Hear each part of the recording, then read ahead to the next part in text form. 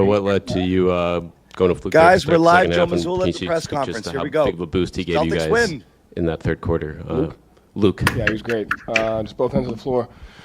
Did a great job protecting the rim, did a great job defending without fouling, did a great job on both ends of the floor. So I just thought his presence was good, especially on the rebounding. Had 9 rebounds, 2 offensive ones. He made some big-time plays for us. Joe, Luke's positioning, his ability to occupy space in the dunker spot and just on both ends of the floor, how have you seen him improve? Has he always been good at that? How big are those little adjustments underneath the basket for you guys? Yeah, I mean, he's just good at being in the right place at the right time, anticipating the play on both ends. So can go to different layers of our defense, can do different stuff on offense, but it's just his basketball IQ. He works at it. He's also a really smart player. He works hard. Joe, how good was it to get Sam back tonight? It was great. Another layer of a different level of offensive pace. And I think he had some good defensive stops. But I was getting another guy out there that could move, screen, cut, facilitate, create 2-on-1s in different ways. I thought he gave us some good stuff. Joe, quicker subs. It felt like tonight going to Pritchard, going to Kornet. In a situation like this, when you're in an elimination game, when you see, maybe certain lineups or certain things might be a better way to go, how much do you have to adjust in that moment to go to some decisions like that quicker? How much do you alter your coaching approach in an elimination game? Drew had 2 fouls, so we went with Peyton early. So, you have to adjust in that situation. But at the end of the day, you just, that's something that we've always done. Just play different lineups, do what makes sense, try to win the matchup on both ends of the floor. Obviously, foul trouble played in some of the substitutions that we made, in both halves. Joe, is this the most connected you felt like the group was on both ends of the floor tonight, just in terms of flow, creating shots, and also on the defensive end with switching off and so forth? I mean, it's tough to say. This team's been around a long time. They've done stuff together. I think it was just we did what was necessary to do what we needed to do to get back to New York. So made winning plays on both ends of the floor. Each guy, everybody in that locker room has another layer that they can get to. And, they did that as the game went on, and we just have to continue to do that. But it's a credit to the guys in the locker room. Get another shot to play. Joe, kind of following that up with an emotional, I'm sure, couple of days, how did you like the response from your team in an elimination game with everything they've been through and the way they came out tonight? Yeah, like I said, whatever it is that we got to go through, there's no bunch of people I'd rather do it than the guys in that locker room. It's that simple. And they made enough plays to win. Gave us another chance to play.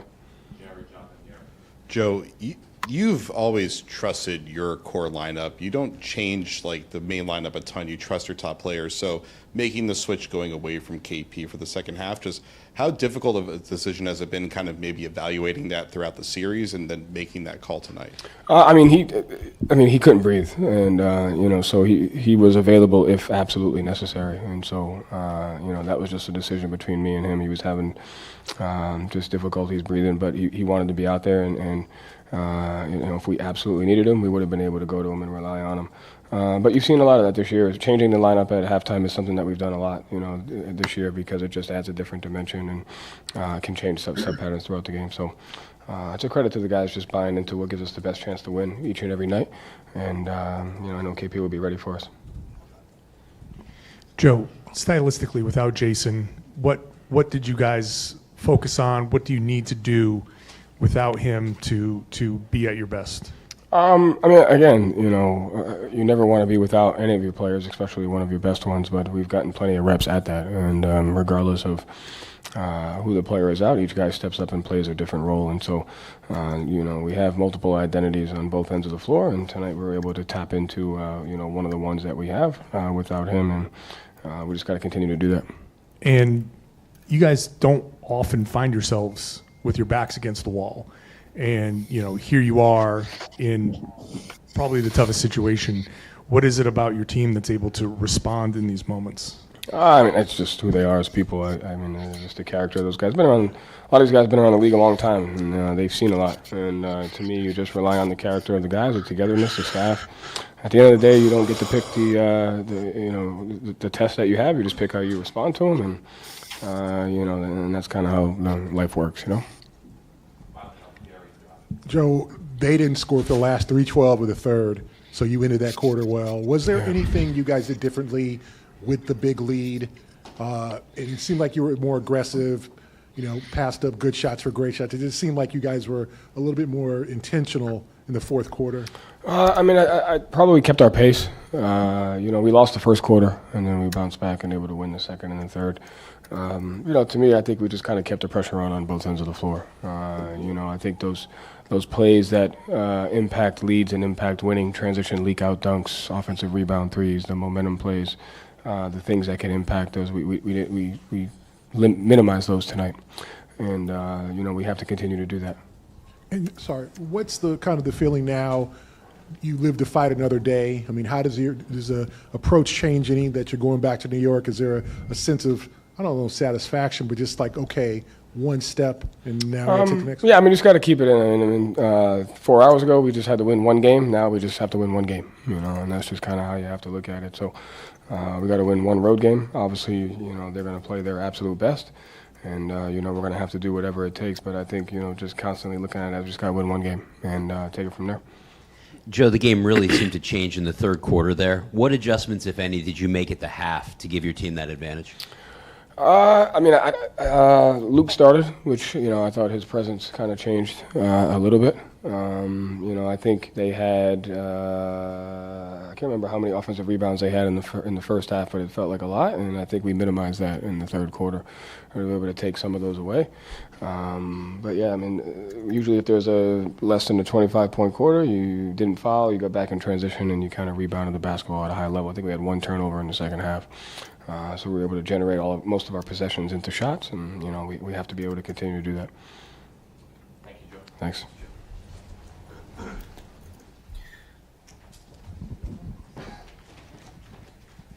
All right.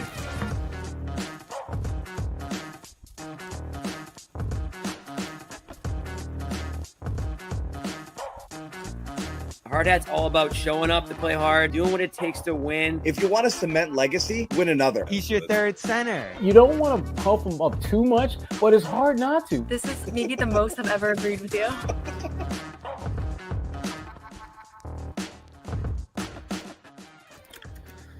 All right. It's your boy Jimmy T solo to start the show. Celtics with a 127-102 win. Hear that music rolling? 127-102 win over the New York Knicks in Game 5. And the Celtics now trail 3-2 in this series. Goes without saying, everybody was hoping to see the Celtics show a little bit of life tonight in this Game 5 without Jason Tatum, who underwent successful surgery on a ruptured Achilles. He will be out for the foreseeable future. John Zannis is loading up here. We'll see if we can. There he is. I'm good. He's good. We're going to see. John scared me a little bit here. Complete system meltdown. John, I got you, man. I got you. Just wait. Just but did you start the show officially? We did officially start the show. I don't know what we did. Play the open. You want to play the open? You did? We did. No, yeah, of course we did. I just want to make sure we got it. We started the show. You know I'm an open guy. I'm all about openness here. I said, Bailey, hit me with the open. Not only did we start the show, we ran the music, John. We ran the music. Because the Celtics did what they had to do. And I'm wearing the hard hat for a reason. And I hope if anyone who bought a hard hat, and there's been hundreds, if not thousands of you who have, if it's not on tonight, it's never going to be on, because this is the absolute definition of a hard hat win. This is why we wear them. This is when there's Sherrod. This game was so exciting. Sherrod Blakely stayed all the way. Yes, I could not leave the building. In the building, Sherrod Blakely. Could not leave the building. Sherrod, any hard hats floating around? Because there should be. This was a game where the Celtics needed all hands on deck. They had to step up for their leader, Jason Tatum, who's watching at home, just like we are, just like I was, I should say. For all we know, Jason Tatum's watching the postgame show right now. Jimmy, I can't even lie. I could not take my eyes off of Luke freaking Kornet. Oh, there it is. My God. Everybody Luke drink. freaking Kornet. My goodness. Where the hell did that come from? Hey. Remember the Kornet contest and how we used to make fun of that? And how we were hoping that someday he might actually, try to block a shot? Sherrod, say it with me. He was Chip Solin. He's your first center. He's no longer my third center. He was that guy. We didn't imagine it. That was his. That was Luke. That was Luke's contribution. Was jumping straight up and down from under the basket. Like that's what Luke used to do. Yeah. Oh my God. He was a freaking NBA basketball player tonight. Yeah. Absolutely. We'll talk more about that because I don't want to rain on Bobby's. No, Luke's the story. No. Market, It's not. baby. There's 2 stories of the game, and that's one of them. This isn't one of those shows we have to save Luke for later. And I missed a little bit of Joe because I was glitching out a little bit with the internet. But it's not just us. We said it on the show. Fans and viewers have said it in the chat. We didn't know what Joe was doing through 4 games in terms of some of his questionable decisions with his rotations and things. And just right out of the gate, the decision to start Porzingis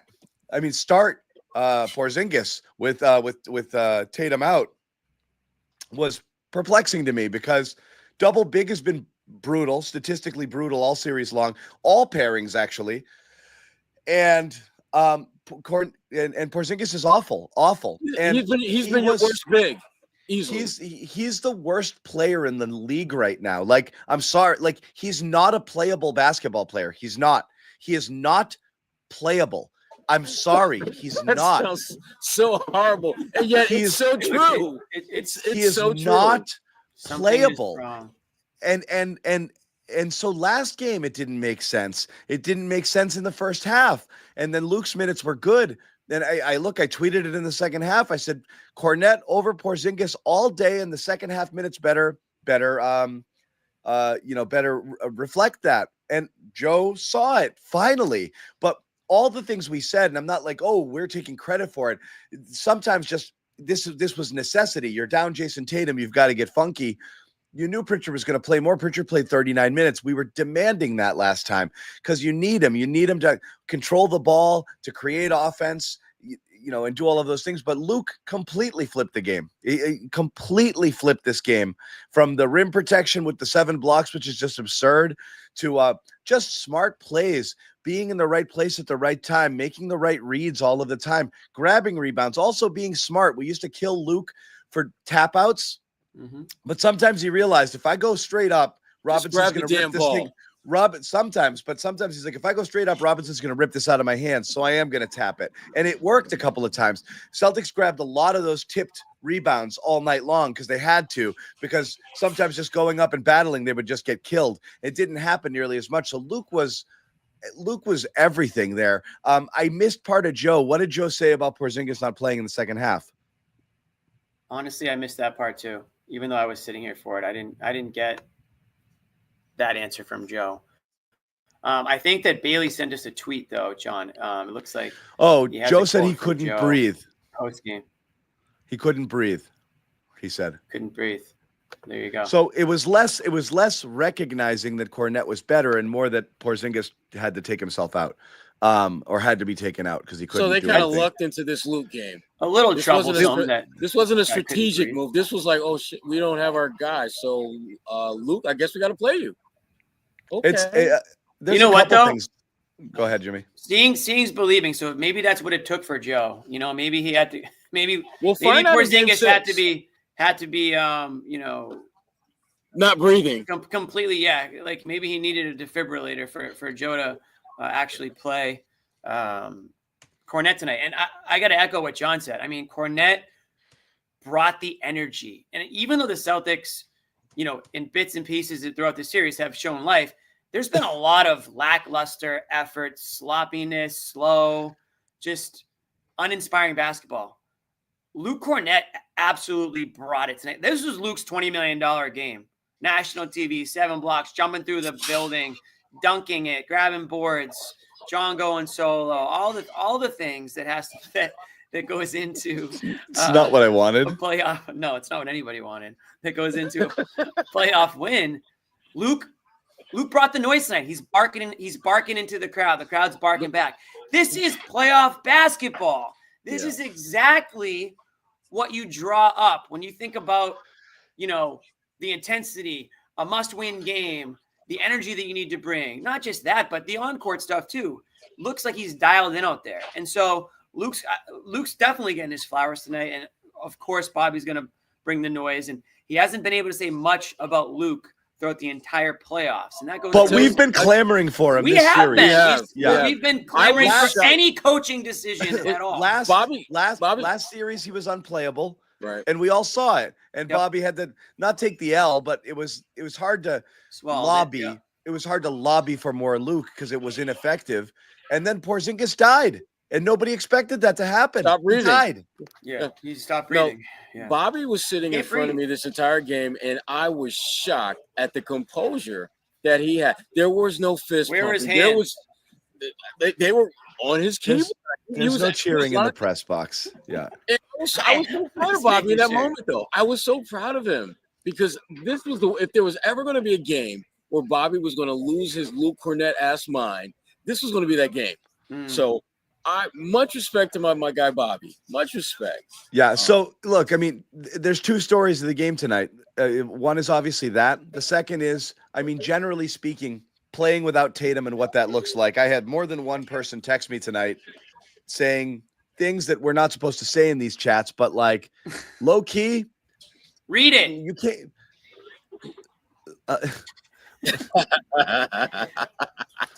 I'll say this. One of our Garden Report followers DM'd me this. Yeah. And this is not an overreactor. I'm gonna try not to knee jerk. I don't want to do the whole thing. I want to paraphrase it because it was just it was a DM. Sure. But basically along the lines of like, yeah, you're not sitting there waiting for him to ISO for 8 to 10, 12 seconds and this and that. It changes. The Celtics need Tatum, but also we've talked about during the year when one or two key guys is out, you get everyone else gets involved. They have to play more team ball, and everyone else gets a slice of the pie, right? Right. As opposed to there's games where guys just disappear. It's not sustainable long term because Tatum's a force of nature. He's obviously your best player, and you can't possibly survive many games without it. But you do see that there's sometimes a benefit to not having ball dominant players, and this was one of those nights where the ball was moving. But that being said, it's impossible not to look at Jaylen Brown stepping up, still clearly physically not himself. He's not able. That dunk attempt on OG, he was hovering at about 9 feet. You know, that he wasn't dunking that. He doesn't have it, and he still played his ass off. And the distribution, passing the ball, my favorite play of the entire game. 12 assists, my favorite play of the entire game was diving into the bench there on that loose ball for Jaylen Brown. I love that. You know what my favorite play, John, was when Jaylen had a wide open three in front of the Knicks bench, and the defense just said, "Go ahead and shoot it." And Jaylen said, "Nope, I'm going to drive." And he drove. He found Drew Holiday, layup. They're up by 23. That play, if Jaylen is in that situation 10 times, that might be the only time he doesn't take that shot. And I give him major props for the patience that he showed. But he did it all. He D'd up. He played tough. I like the spiciness with heart. I like that he was fighting through every single screen. Yep. And I like that Brown, along with the rest of the team, recognized how early they went in the bonus, that Brunson was in foul trouble, and they didn't just revert to just jacking threes. They attacked. Yep. Big thing. And obviously Derek White going friggin' nuclear from 3 helps a lot. Derek White, yeah. This was like, Jimmy, this might have been the ultimate hard hat game across the board for almost everybody involved. Yeah. It wasn't, by the way. That means new promo code, everybody. Oh, wait, do we have it? What is it? New promo code. Use the code 10 more for 20% off in the merch store. Don't forget to use the code, guys. You got to use the code. If you don't use the code, we help us help you. We got hoodies, t-shirts, bags, beanies. The hard hats are 20% off too. And I'll tell you what, we are selling sleep masks now. This is not a sleep mask game, but I will say get your sleep mask for the off season. Those are going to be a hot commodity. But anyways, this is the hard hat game. And by the way, everybody, Friday night is going to be the most electric atmosphere in Madison Square Garden in 30 years. And the Celtics are going to enemy territory. If you don't have the hard hat on for that game, then I don't know when you're going to wear that thing. So now's the time. And this is the mentality that this Celtics team needs to have. They have to be ready to go to work, to show up, put on the hard hat, put on the steel toe boots, bring the lunch pails, See that right here? Hard hats, lunch pails, steel toe boots, and just show up and do the damn thing. Don't talk about it. Don't think about it. Just go out there. Are we still doing play the your promo? game. No, I'm talking about the. Oh, I'm okay. talking Now about we're still talking about See that steel toe. transition. No, I like that. Good transitioning into segue. game 5. Yeah. Yeah. But that's what we saw tonight. Derek White.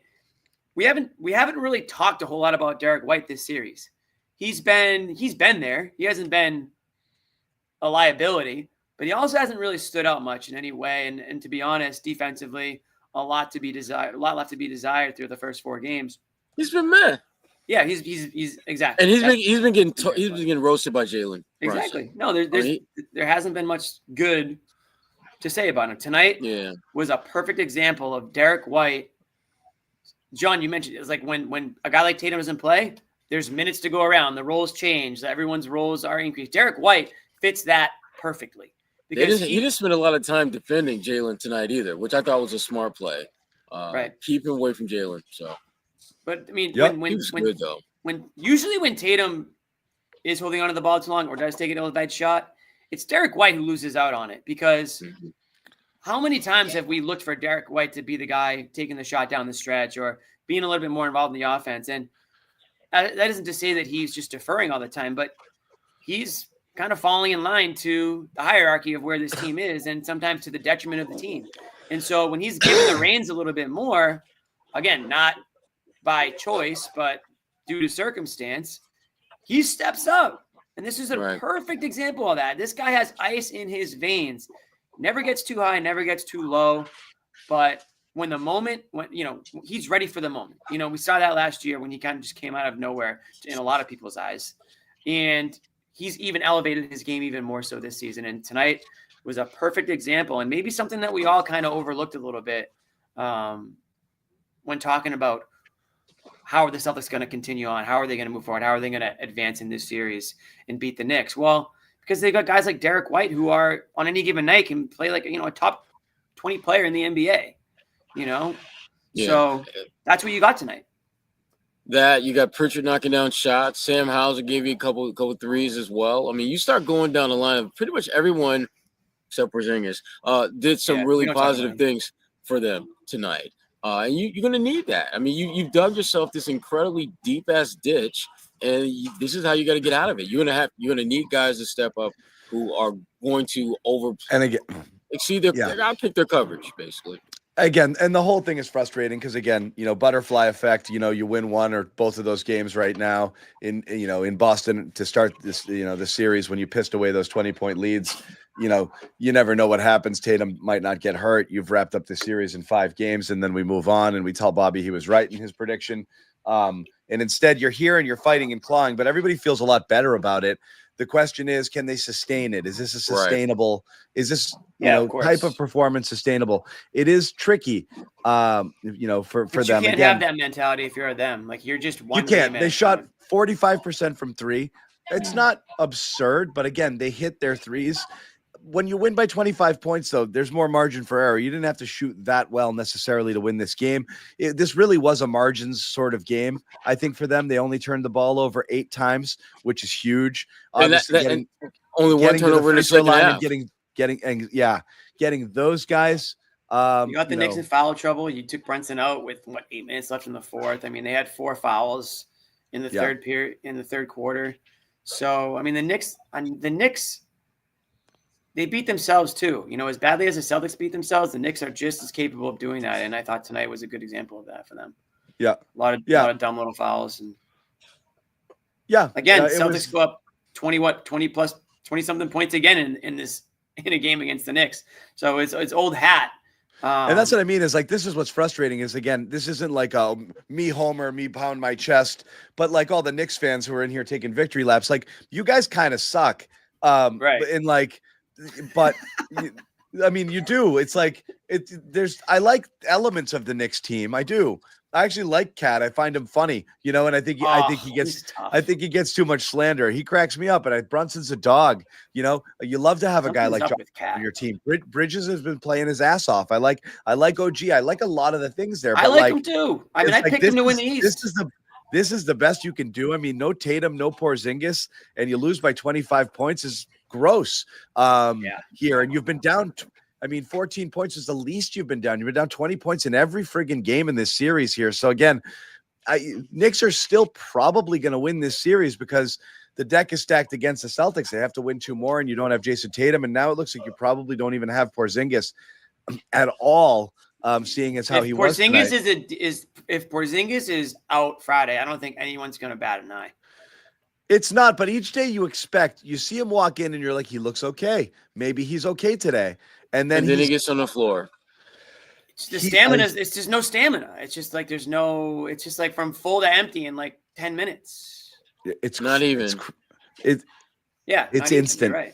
Yeah. It's instant. It's instant. I don't even know if a day off, I don't even know if a game off is like, I don't even know if that matters. I just think like there's something else going on. Yeah. It's not like he's still tired from the game before. It's like, it just happens immediately. Yeah. So and unfortunately, he's not even playing in these games that much. He couldn't even be tired from these games. You know what I mean? Yeah. So, and there are margins. You play Kornet now, don't you? I mean, have we all seen enough that you go with Kornet? I think if you go single big, you go more 3-guard lineups, and you play Kornet. Like that's what I'd say. And Porzingis, I would go back to 10 minutes a game. I put him in your third center role at this point. You flip him with Luke. You bring him in just to spell 3-4 minutes. That's all it is. If he can, he should not be starting. He should not be starting. But I mean, I'm completely reversing now with Luke getting more minutes, or even starting with the double big, and Porzingis coming in simply as just a body. And I might consider Keita as well, because I think he might be able to give you more on the boards than Porzingis is able to give you. Porzingis did provide a little bit of a rim presence, but not enough of one to justify how bad he was all over the place. And offensively, he's a dead zero. I think Porzingis is been reduced to coming off the bench, giving you like 4 minutes in the second and 4 minutes like early in the fourth. Like, I don't know what else he can do. And like, again, zero offensively. Just, I don't know, be a body out there. I really don't know what else at this point you can. I think if you're budgeting, he's $0 he is zero income. Like, that's just how you have to look at it. Yeah. Because you just can't expect anything from him. Trash. Yeah, trash. Hate to say it, but he was going back to New York now too. I mean, it's not good timing for that. Certainly for him, the way he's playing. So less is more, I think, when it comes to Porzingis. I've never thought I never in a million years thought I'd say it, but I got to get more Luke. Give me more Luke. Yeah. Give me the guys who look like they understand the moment, and that's Luke Kornet. Before we fall too far behind on them, we've got a few super chats rolling in, so we want to get to some of them. G. Morlowski, Tatum's vacuum being filled by our sleeper all-stars.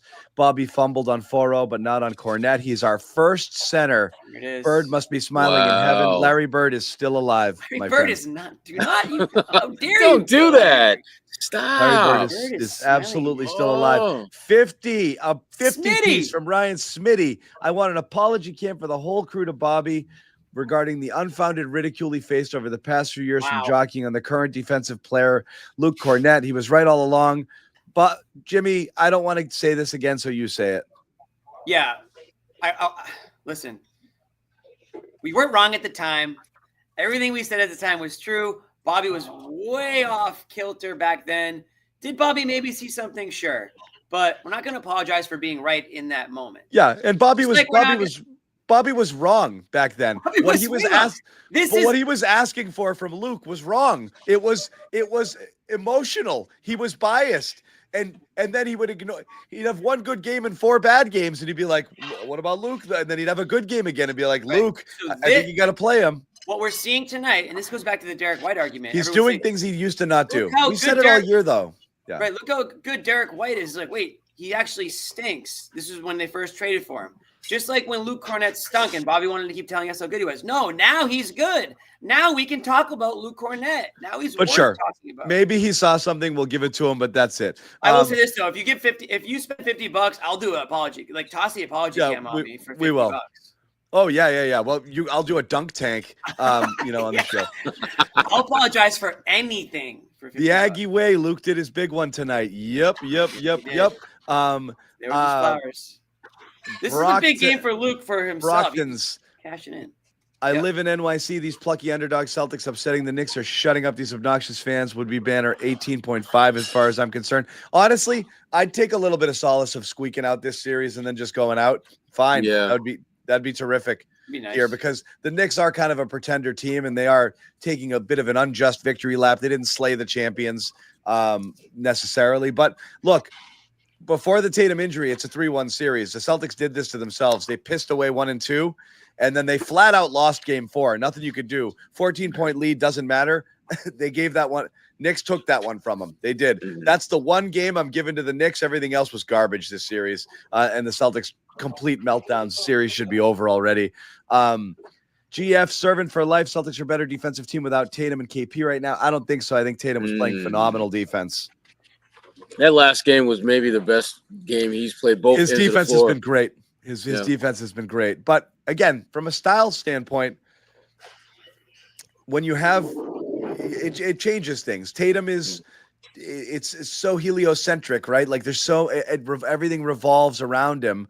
Obviously, it's going to change the entire flow and dynamic how you play. But you have another game where you're like, oh, holy shit, we need someone like Tatum to tie it all together because we're not able to do it. And then you'll remember exactly what his value is. Just tonight was one of those nights that it worked. Those Knicks minutes starting to pile up. Their legs are starting to go. That would be good. Thank you, X3. Michael, Kornet MVP. We do not disagree with you. No.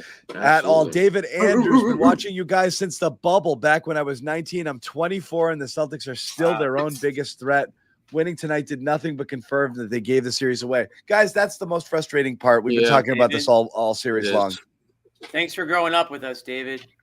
Yeah. Appreciate it. This is great. We've been with you more than basically 25% of your life. That's great. Yeah, we basically went to college with this guy. That's awesome. That's awesome. We raised you. The little can, the fact it took Tatum's foot falling off to see any resemblance to Celtics basketball is frustrating, but I'm so happy we got the W. Why was tonight the best game they've played? Backs against the wall, desperation, at home. And besides, they were due to have a game like this at home. I mean, they've done everything except close out the Knicks at home, and they were due for that. But to the point that we made earlier about just the ball movement, this was absolutely much better. Jaylen only had maybe 2 or 3 possessions where he played the Tatum ISO dribble game. For the most part, he did a good job of keeping the ball moving. And that's how you're going to win this series. Come back and win this series. You cannot let the ball stick. You just don't have the talent on this team to do that. Yeah, I don't want to make it like Tatum versus the team. I don't. It's not. I think guys. But it kind of is. Yeah, I mean, I think guys showed up tonight with purpose, and I think that's the huge thing. If you show up feeling like, wow, I'm definitely going to be called on tonight to do more. I need to be ready. I need to show out. I need to make sure that I hold up my end of the bargain. I don't want to be the reason we go out this way. And it just felt like all these guys played connected basketball, and they showed up, and their unified goal was to not go out this way, not go out at home in Game 5, not let them just lose Tatum at the end of Game 4 and then just bow out a game later. I have no idea what's going to happen Friday in Madison Square Garden, but I think it's nice that this team showed a little bit of resolve tonight, took it to New York, kept their foot on the gas in the fourth quarter, even got physical, like the Brown stuff with Hart there. Show a little attitude. Like, you don't want to feel like you're getting pushed around. I've said this before. Sometimes this Celtics team, you wouldn't even know that they're as freaking talented and as good as they are because sometimes teams come in and they just bully them a little bit, and I felt like tonight the Celtics just didn't allow that to happen, and I'll give the Knicks credit. They fought in this one too, but that second half, the difference was the second half tonight, Sherrod. Knicks made their run in the first half and they made it interesting and it was close all the way through. But the Celtics came out in that third quarter and they, kind of gave it to New York a little bit, and ran away with it there. So that was the biggest difference for me. Yeah, in the second half, they only turned the ball over twice, and neither one of those turnovers led to any points. So great ball control, not having those live ball turnovers, not having many turnovers in a general sense. And it gave them a chance to not only take control of this game, but not piss it away like we've seen them do previously. So, no, this was a good win. And again, it confirmed a lot of the stuff that we have seen with the Celtics all season long, which is part of the frustration I know a lot of their fans have right now, because it's like, fellas, what the F are you? This is what you should have been doing from the jump. Different kind of sense of urgency that they're certainly playing with now, obviously with the season on the line. You just wish they could have done that sooner. Otherwise, we'd be getting ready to at the Indy come here soon. Mm-hmm. John, you're muted. Yeah.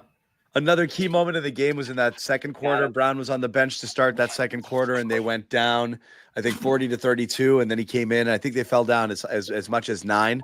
That to me felt like, okay, they did the little engine that could thing at the beginning of the game. But these guys just don't have the horses, and here they go. And the Knicks were going to extend and build a double-digit lead, and then it'd be difficult to get back into it.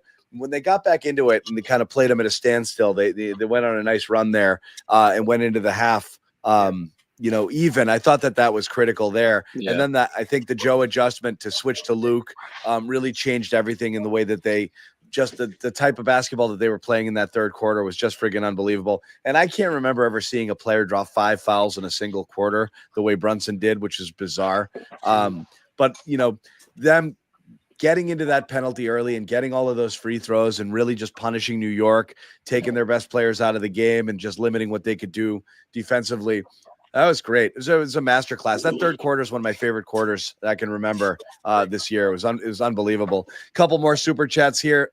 Anthony Landry, future of Boston Celtics, riding on the shoulders of a basketball god. And that basketball god is named Luke Kornet. Thanks, Anthony. Rodrigo Vieira, not dead yet. Celtics pride all-time high. Kornet, go. Look at these Luke chats. Here we go. Wow. Kylo, Luke Kornet turned into Dikembe.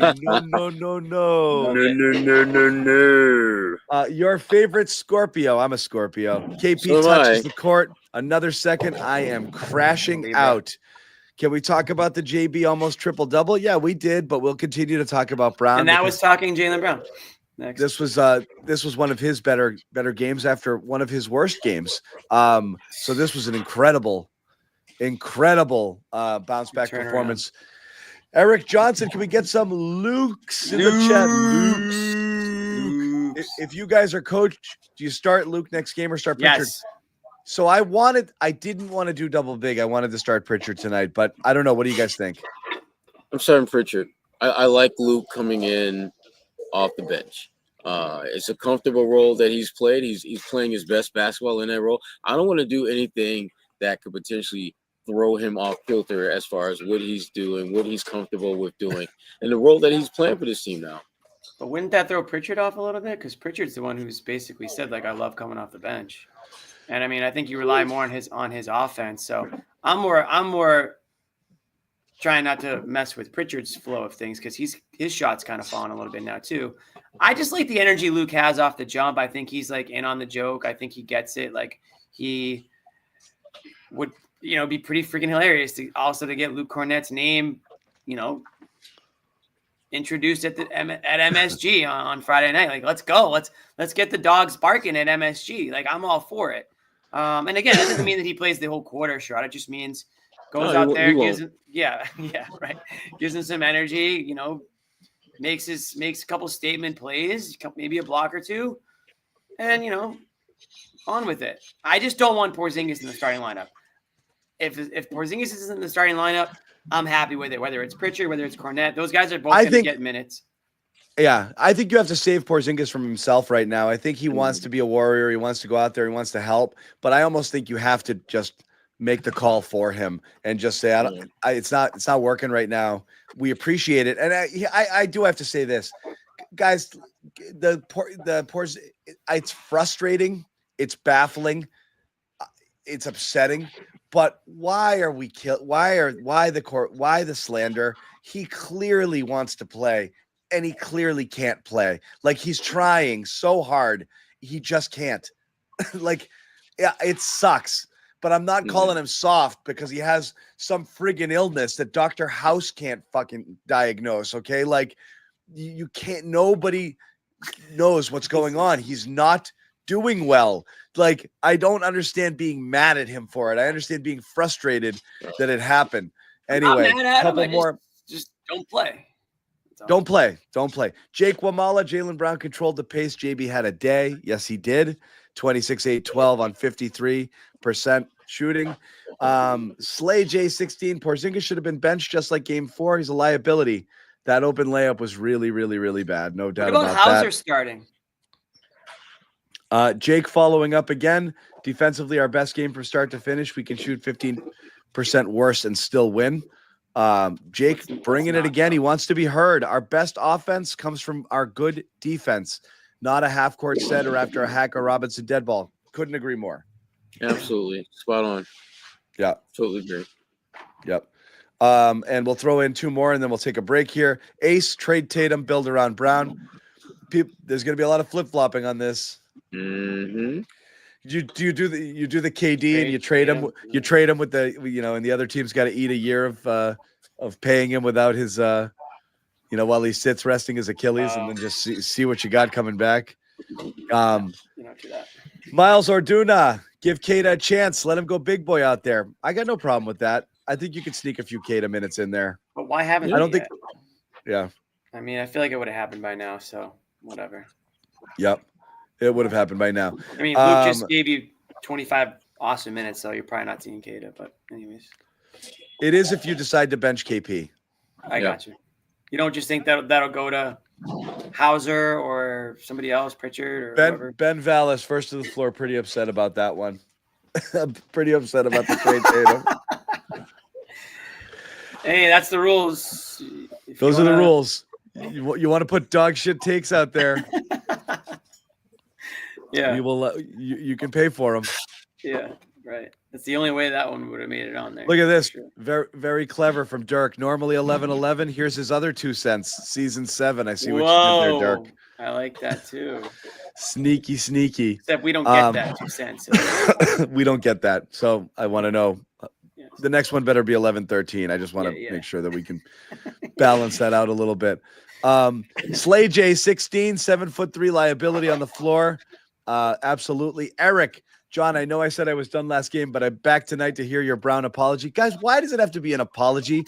When Brown plays bad, we say he plays bad, but that becomes slander. When he plays good, so if I'm not supposed to talk about it when he plays bad, apologize. He just paid $10. You better damn. I shouldn't talk about it when he plays well. Also, we just shouldn't talk about him. Period. Yeah. Only when it's good. No, listen. Brown, I didn't pay $50 for a justification, Cam. That's Ryan. He wants his Kornet apology. Fine. But we got to wait for Bobby to be on the show. We'll wait for Bobby. He said he wanted Bobby to be a part. We'll do it in front of Bobby for you, but it's not going to be sincere. I just want to know. Luke's going to go get his money and send it to JP. I'm not going to call him Dad. Luke's going to go get his flowers. I'm telling you. In the hospital. I like that. Yeah, exactly.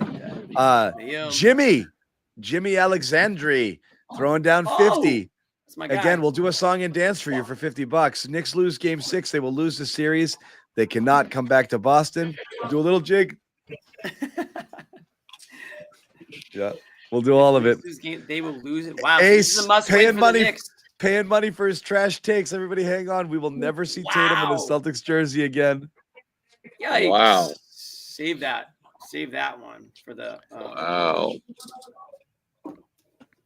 Yeah. Ice cold takes exposed. Yeah, I have a feeling we're going to see Tatum in a jersey again. We might even see, I don't know, John. There's been a lot of rumors floating around about the type of surgery that Tatum got, the timeline, the this, the that. Some people think there's a chance he could come back a lot sooner than the typical 9-month recovery. Believe that or not. So or not.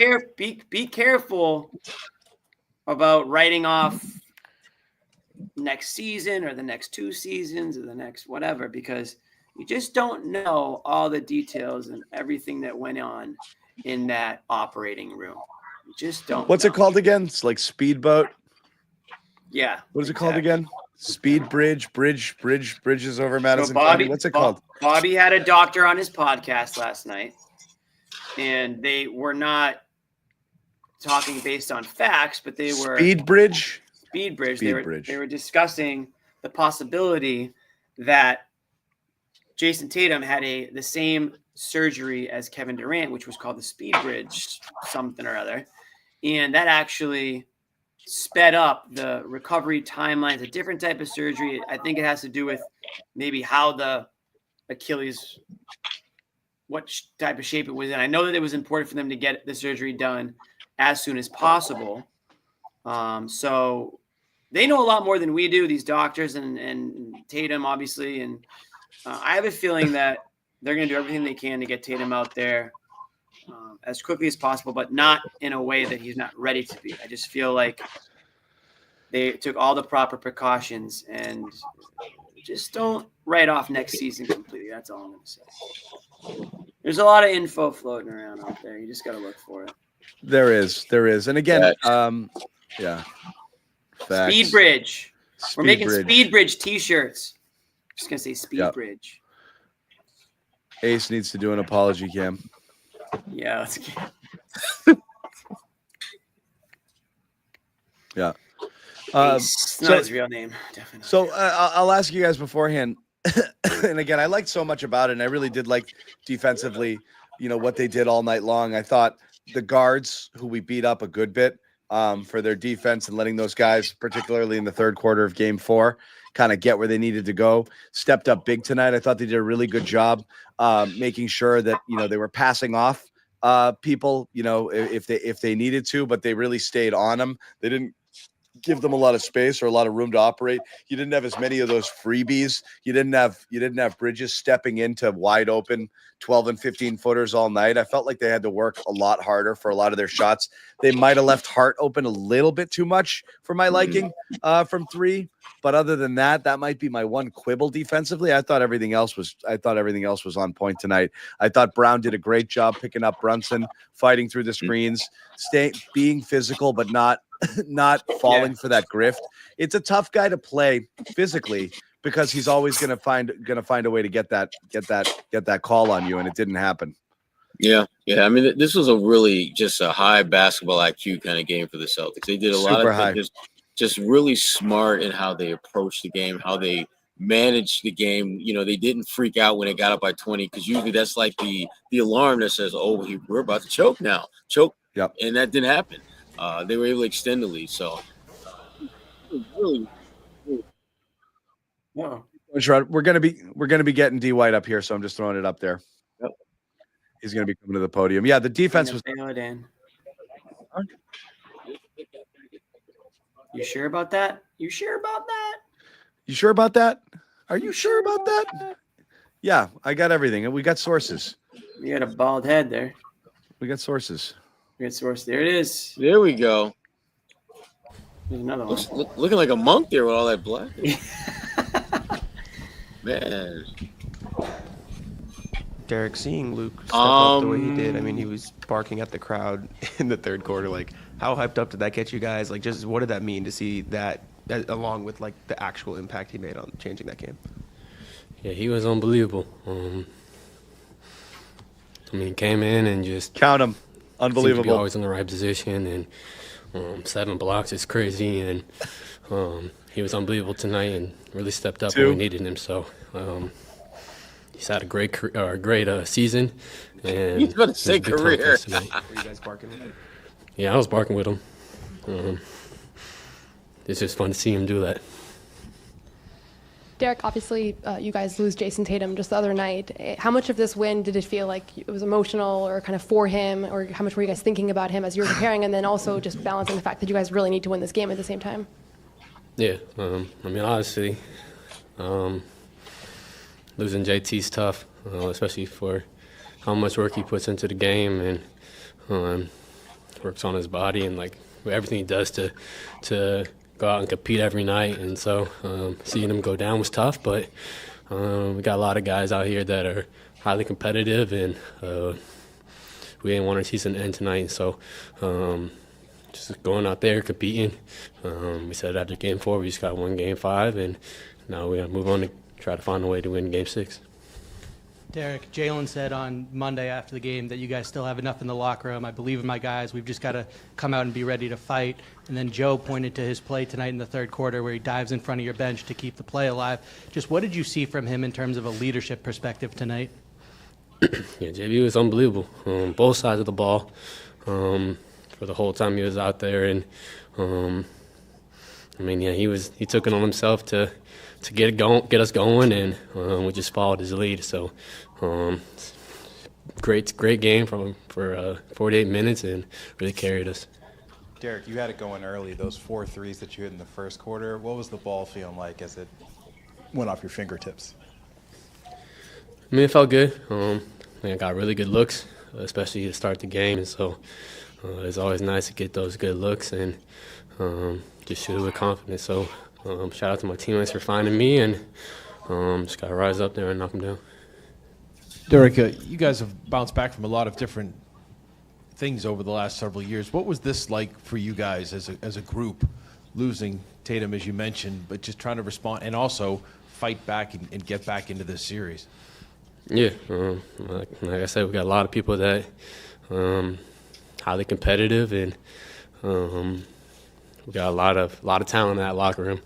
So seeing our brother go down was tough, and he texted us today before the game like he's cheering us on. So that was cool to hear, and go out there and compete and win a game.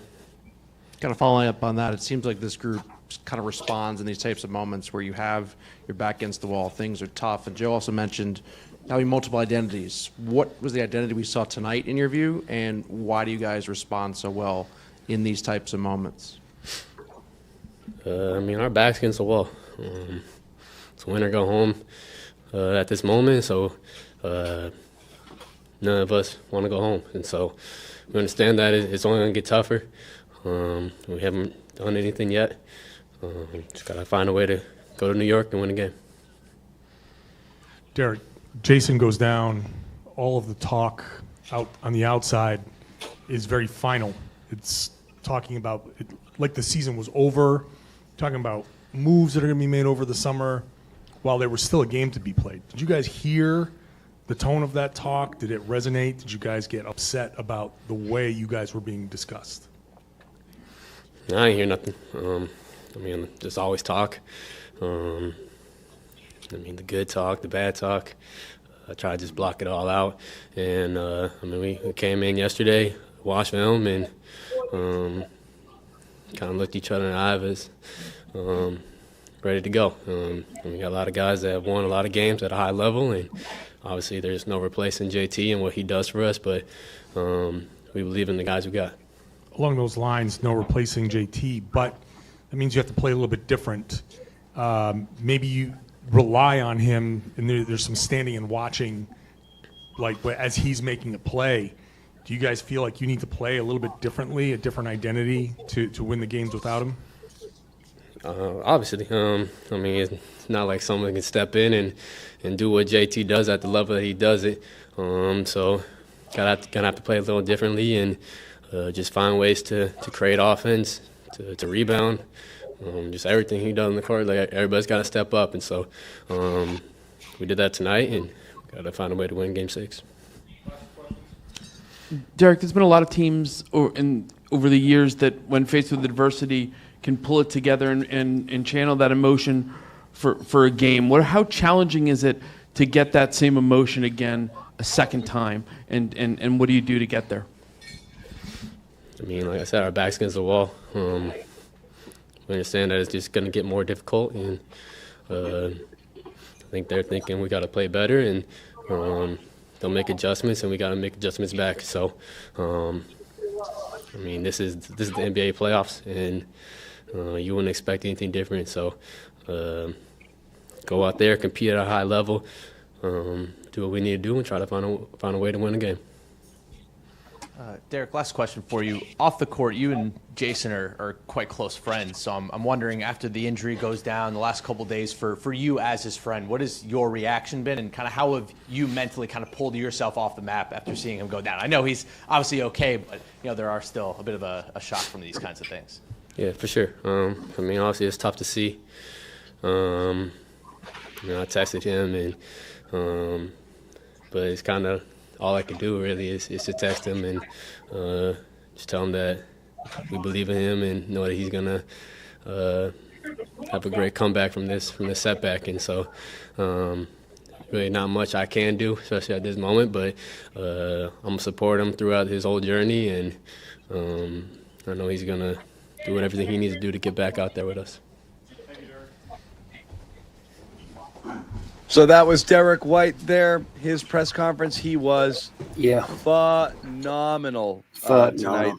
34. He came out gunning early. Hit his first 5 shots. 4 of them were 3. 14 quick points. Might have been 14 their first 17 or 19 points there to start the game. Finishes That's with how you 34. set the tone. Yeah, finishes with 34, 7 3-pointers in 39 minutes. Outstanding defense again after kind of a shaky game overall, or at least a shaky second half from that unit last time. So Derek White certainly gets a gold star on his resume tonight. We're going to hear from Bobby and Noah in a little bit. We'll throw up a couple more super chats so we don't get too bogged down. Love it. When those guys come in here. Let's see what we got. Ryan coming back in. I want to shout out Jaylen Brown, visibly not himself, making impact with his effort, determination. I thought this was his most focused start to finish game of probably this round. I don't know. I want to say the entire playoffs. I'm trying to think back, but you could tell there was purpose in what Brown did. Some of it is just simply just staying locked for longer. Some of the stuff with Brown is falling asleep on a back door or miscommunicating on an assignment, being a teeny bit too loose with it. And again, he's Jaylen Brown. It's a roller coaster. He a few times he tried to get to the basket going left, and that ball slipping out, and he's lucky it didn't turn over, and he's catching his own stuff, and he's resetting the offense, and he's doing those things. So that's going to come with it. There's certain things there. But overall, a more patient game from him offensively. His playmaking, he kicked it up a huge notch because he knew he had to play a little bit of the point forward role tonight. So he had the ball in his hands more, and he made good choices all night long. And then just again, I friggin' love the defense. I can tell what Jaylen Brown is locked in defensively, just simply how he is reacting to screens. When he wants a guy and he wants the assignment, he's fighting through every single screen, recovering quickly, getting on his guy, hounding them like crazy, picking them up early. When he's a little disengaged, there's a little bit of easy switching and pointing and stuff like that. And you do see that sometimes. This wasn't one of those nights. He was definitely locked in the whole time. And, the shot fell too, which is nice. He hit his 3-pointers. He didn't use too many of them. But I thought, like I said, you could tell he came in tonight with an idea that I don't want us to go out like that. Mm-hmm. I love that. I do too. I mean, honestly, we get a lot of crap when we give Jaylen Brown crap, but I think if you roll the tapes, we are very fair to Jaylen Brown. When he shows out and he plays the way that we know he's capable of playing, he gets all the credit in the world on this show. It's really, that's as simple as that. And tonight was John, you said it. I mean, this was an all-out effort performance. Again, this, he gets Jaylen Brown's getting the honorary hard hat tonight. And that doesn't mean he was the only guy who showed up. Luke did, Derek White did, and everything. But we know that Jaylen Brown's also dealing with injuries. He doesn't. Yeah, he's not himself. He doesn't like to talk about it a lot. That he just kind of says it is what it is and moves on. Obviously, he's not dealing with. What? No, go ahead. I want to show you guys something. Obviously, the Tatum injury is, the one that everyone's going to talk about, and Hauser missed time with his injury, but Jaylen Brown's fighting through injuries. Oh, look what made it to the TD Garden tonight. That's our live shot. That's our live shot location right now. Look what made it to. That explains the performance of this Celtics team. The hard hat was in the building. There you Hard hat go. mentality was in the building. There you Explains a lot. go. And that's probably what sparked Derek White in this game. It's probably what allowed Jaylen Brown. Yeah. Again, he's playing through the injuries. He's not missing time like Hauser. He's not obviously, like Porzingis. It's very obvious, that there's something going on with Porzingis. We see the issue with Jaylen Brown, but we don't know how much pain he's playing through right now. We don't really know how hindered he is. Obviously, we can see to some level, but a gutsy performance from him tonight. 26, 8, and 12, efficient from the field, 3 of 5 from 3. I'll take that any night of the week. And the most important stat, probably those 2 turnovers, because that's the frustrating part of Jaylen Brown's game is when he gets a little bit careless with the ball in his hands and kind of makes some stupid decisions out there on the court. But not the case tonight. And again, he's one of the – if the Celtics are going to go anywhere this year or next, Jaylen Brown's going to have to be putting together games like this on a pretty much regular basis. Yeah. And that's is it going to happen night in, night up? That's what an alpha does. That's what a number one guy does. He puts together these types of stat lines every game. Yep. No doubt. He was awesome tonight. Throwing a couple more. JB and Luke Hustle dives. Hustle has been missing this series. I don't disagree. I had a couple of moments earlier in the series. I got really upset. There was one series where, they all let, those back-to-back plays, they let an offensive rebound fall on the ground and everybody's just staring and nobody goes for it. Just not enough going after the ball. Tatum didn't dive for a loose ball and OG did. So there's some times where the Knicks were winning those plays, which is frustrating. EC3, KP needs to drink some Haitian tea. Yeah, sure. Why not? Ryan keeps bringing it. Al Horford gets a $2 super chat. He had a $2 super chat type of performance. I think that's appropriate. James Lyon, 5 and 2 for Al. Three duties. That's fine. I guess. Cool Che 84. All you little Gen Z Celtics fans need to calm down with the slander, appreciate the team, or go to therapy. I thought the Boomers slandered. Wow. I thought we were therapy for Yeah. Ian Rice, just saying hi. Thank you very much, Ian. Thanks, Ian. Slay J, you should charge more for trash takes. You're right. If you want to make a trash Tatum take is a $20 minimum from here on out. Jake coming back in. How about Drew tonight? Honestly, it was a team defensive masterclass. When one person misses the assignment, we get picked apart. Absolutely. Team defense, unreal. EC3, people hating on JT. Yeah, it happens. We short memories in here. Tatum even said it. He says he's going to get a lot of criticism at points, and he's going to get a lot of praise. Lives a good life, blah, blah, blah, blah. Peter, up in Canada, this win is about our grit and pride in protecting home court. This win is for Tatum. Jamaican boy, I don't want to see KP unless he's in another jersey. Guys, I said I don't want KP slander. Ooh. Do you think if the Celtics win series, does new ownership bring back everyone and wait for Tatum? No. No. Nice thought, but no. Trade KP and Drew for Naz Reid. I don't know how that works. Also, you can't stack people and stack salaries in a trade. Naz Reid, and they make way more than Naz Reid combined. So that would be challenging. Mario Ez or EZ start Kornet. Who's on the start Kornet train? Was it you, Jimmy, or you Sherrod? I think it was Jimmy. But again, I'm more just sit Porzingis. I would be fine starting Kornet. I'd be fine starting Hauser. Honestly, I wouldn't. Just give him why, Sherrod? Because because Hauser needs to get hot, and if you get him in the game early and he sees a couple go down early, that's a huge weapon for you the rest of the game. If he doesn't, okay, no harm, no foul. Get him out of the game, and you put Porzingis and Pritchard in. They come off the bench like they typically do. But maybe you get Hauser going early with the starters, and he gets a couple open looks, and he sees a couple go down. I don't know. I don't hate it. I mean, it's not like he's out of place in the starting lineup there. So yeah, I mean, it's more keeping the other guys in their roles. You can take Hauser out of his role. Anyone but KP. Big deal. Yeah, pretty much. But KP. Pretty much. John, trade Brown Zannis. Just kidding. You guys are masterclass. Thank you. Thank you, cool, genuine Phil. Kathleen Bazazi. Bazazi. Great name. Bazazi. Thank you, Bobby. Thank you, Bobby. What is okay? For the Luke stuff, I'm sure. Sure. Ryan jumping back in with another 5. If this team has good showing, forcing a Game 7 or better, do you think there's a chance we run it back, waiting for playoff Tatum return? So I was thinking about this today, right? Because let me circle back to that because I want to give someone else one. And we don't know if it's Bass Rock or Bass Rock, and that's fine. Come on, John. Let's be honest. You and Jeff Goodman are one step in and out to trade Jaylen at least once a week. Put you with Goodman. Damn. You're on the Goodman level of Jaylen hate. That is top tier, John.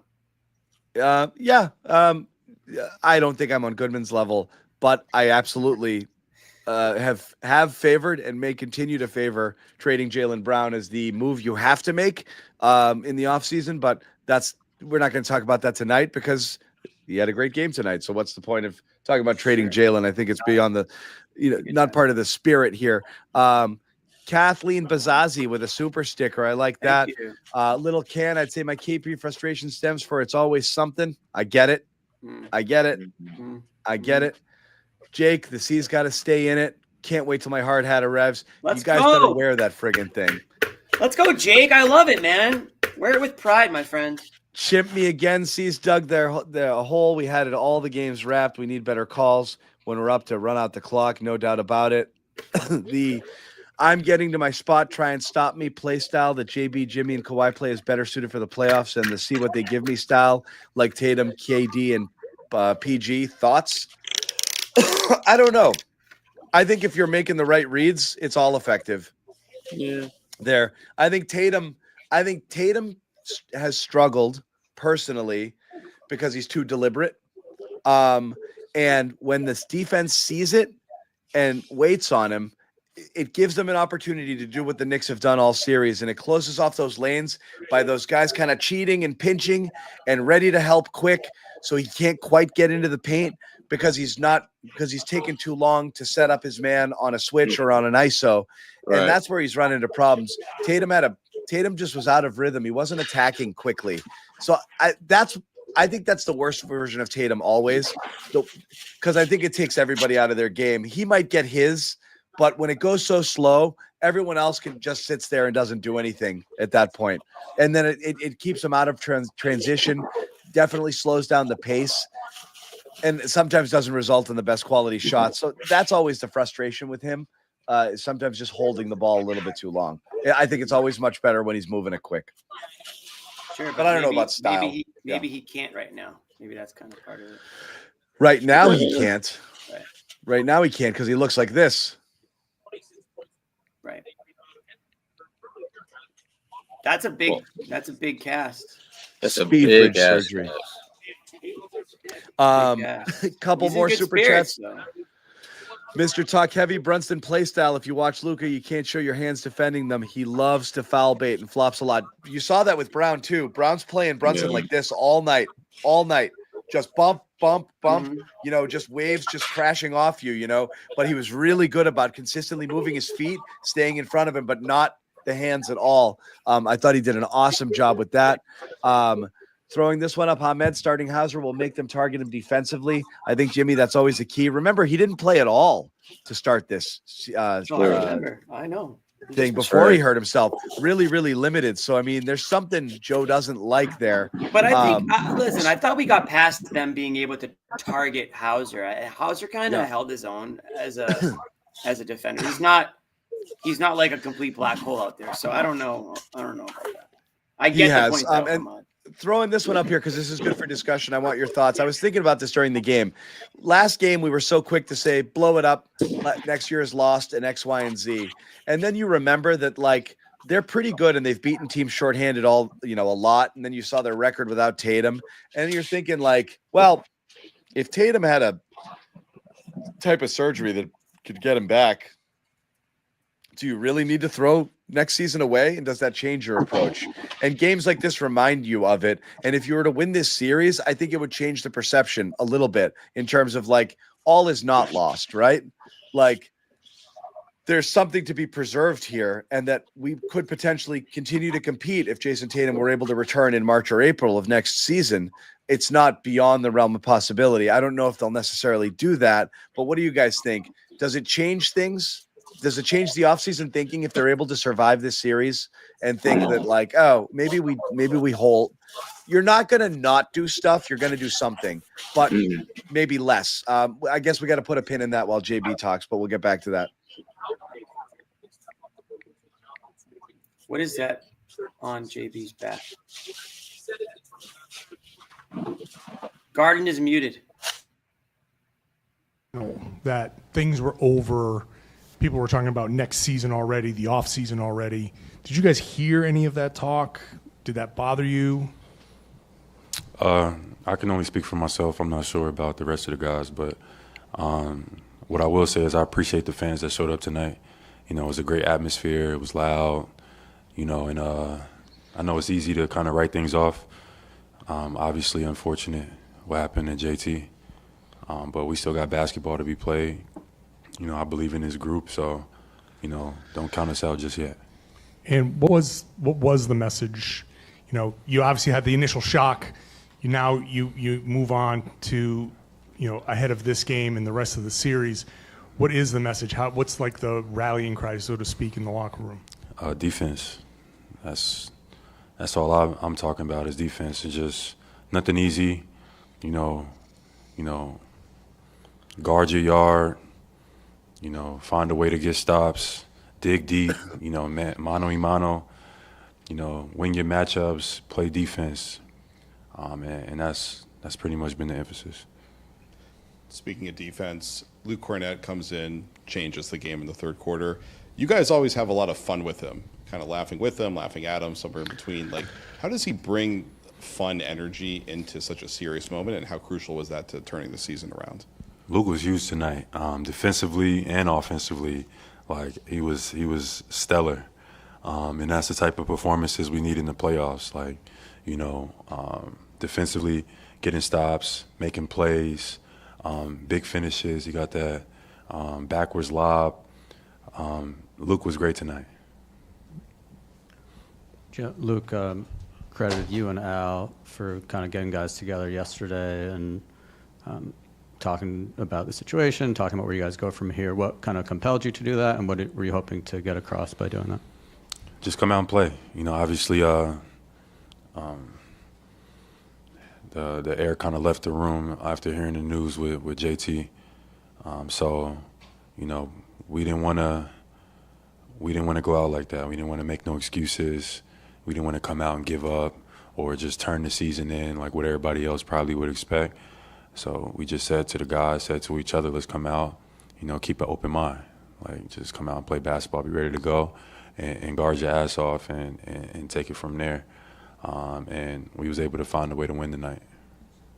In Game 7 a couple years ago against Miami, Jason got hurt in the first play, and you kind of put a lot of blame on yourself for not being able to handle that and be better for your team. How has your approach changed in such situations and especially now when he's not out there? Just continue to be aggressive, continue to trust in my game and my development. Tonight was able to find like a flow, a rhythm in the game. We played with a different pace, but defensively we got stops. We still got to do a better job on the glass. Defensively, we did better in the second half. First half, we got to limit them to one shot, but just mindset, mentality. You know, next play. You know, faith, consistency, and hard work pays off. Jaylen, how do you view your role? Obviously, Jason's going to be out for a long time, you know, even into next year, carrying the franchise forward, you know, being a leader. Like, how do you, you know, I know it's just a couple of days now, but how do you view your role in carrying this team forward here? Just be who I am. And I think that's it. You know, just be myself, come out, be aggressive, and, you know, get it done in multiple ways. You know, it's a team. We've always been a team. I've always preached team. I've done whatever, you know, to kind of push this team forward. So whatever is needed of me, you know, I'm excited to be able to, you know, facilitate in whatever role. So it could change each game, each night, defensively, offensively. But the goal is to just lead, just be myself. Jaylen, how are you able to use Jalen Brunson's aggression against him and to get him into that foul trouble? You know, just playing the game. JB's tough. You know, I give him all the credit in the world. Like, you know, he's tough. He uses his body well. He's physical. You know, he knows how to sell and get those calls. He's crafty. He makes tough shots, and he likes those big moments. So, you know, my goal was just to stay between him and the basket.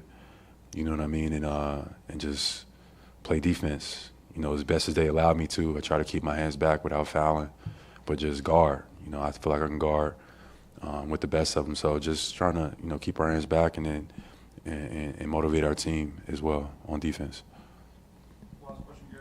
Jaylen, how hard did it get you in the stomach with that elbow? He got me in the groin. Oh, and, gotcha. My bad. Yeah, but it's all good. You know, it is what it is. You know, playoffs. And there was one play where in the fourth quarter, you guys, like 7 minutes left, you passed up an open three. Gary. You drove and you found a cutting Drew for a layup. That's my guy. That's my guy. See, that's why the Big Three podcast works. Best shot. Like, what was that mentality like tonight when you had the lead? Yeah, just being poised and just seeing the help, seeing the defense, and making the right reads. You know, over and over again. You know, just getting to the paint. Like what I like to do. They were collapsing. Our guys was moving. We played with pace and was able to find guys on open shots. But right there in that play, just, you know, we up. I could have probably shot that three, but, you know, saw Mitchell Robinson was on me. So that means nobody's at the rim because he was the only big out there. So if he's away from the play, I drive to the paint, that means we're going to get something good. Thank you. Jaylen Brown off of a terrific near triple-double performance, 12 assists, just banana land for Jaylen. Not something that you see often, but needed it, welcomed, awesome all-around game. Brown, huge part in the win as well. Couple more super chats here. Yeah. Look at this. I didn't even notice this. TD Garden earlier today tweeted out a picture. And look what's on it. Yeah. The hard hat itself. It says for Tatum, for Boston, it's now or never. And you know what? Well said. And look at that guy. That could be you guys at home. That guy's awesome. That guy is awesome. He's got the chain too. He's repping. That guy's awesome. Well, yeah. We'll Shout out TD Garden. They know what's we're up. gonna hear from Luke in a minute, but we're gonna wait for Bobby on that stuff. Here as well. A couple more super chats. Aggie Way, we love you, JB. Absolutely. Jason Tatum, 12 assists from JB is not real life. Yeah, what's his career insane high? number. It'll be up there. I don't know. Insane though. Insane number. We did mention Luke. We'll get to that in a teeny bit as well. But yeah, huge stuff from him. It's just I don't want to be that guy, but how much of what happened tonight is repeatable? What do you guys think? Because again, you know, Derek White goes bananas from three. They shoot, 45% from as a team from three or whatever it ended up the final numbers being. Jaylen Brown gets a near triple double. You get guys in foul trouble. And again, all of these are contributed to a blowout win. It's not like you needed all of these things to happen to squeak by, but how much of what happened tonight is sustainable, or were they riding an energy high and the Knicks were maybe a little bit like, we got this in the bag, it can happen. What can they come back out and do it again? Yeah. Because I think most of the stuff that they did it's not like, other than Luke, that might be the only one who played a little bit above their heads a little bit, but pretty much everything else is stuff that we've seen these guys do time and time again. We've seen Derek White have games like this. We've seen him go through stretches, 3, 4, 5 game stretches where he's literally the best shot maker on the floor. It's very, very doable. And again, I think that the thing I keep reminding myself of is, remember when the Celtics seemed to be seemingly at their best when the entire world was telling them they sucked, or the entire world was telling them they're not that good. They're in that mode right now because people are looking at them like, how the hell did you allow yourself to get in this situation? So now they got to show and prove. And this was the first step in that. I do think a lot of it is repeatable. but I don't think you're gonna. I think if there would be more of a redistribution of the greatness. Like Luke was great tonight, but Game 6, I think it could be Drew Holiday, it could be Pritchard, could be Pritchard, right? And I think that's the nervous Nelly part that the Knicks are dealing with, because you don't know who could potentially be the one hit you with those daggers in Game 6. They got multiple guys. They got multiple guys who've got the ability to do that. Yeah. Yeah, I'm with Sherrod. I think it's very manageable. It's very doable. What you saw tonight is reminiscent of what you saw in the regular season of this team. Yeah, without Tatum, of course, but they were good without Tatum this year. And so, again, I know it's the regular season, but they resemble that team tonight. And just like if you give a team like the Knicks a reason to believe, they start to believe that they're that they can beat you and then they can advance. Don't do that if you're the Knicks. Do not do that to the Celtics. You may have already. You may have just done that. So in series momentum is very real. If you let a team get on a little bit of a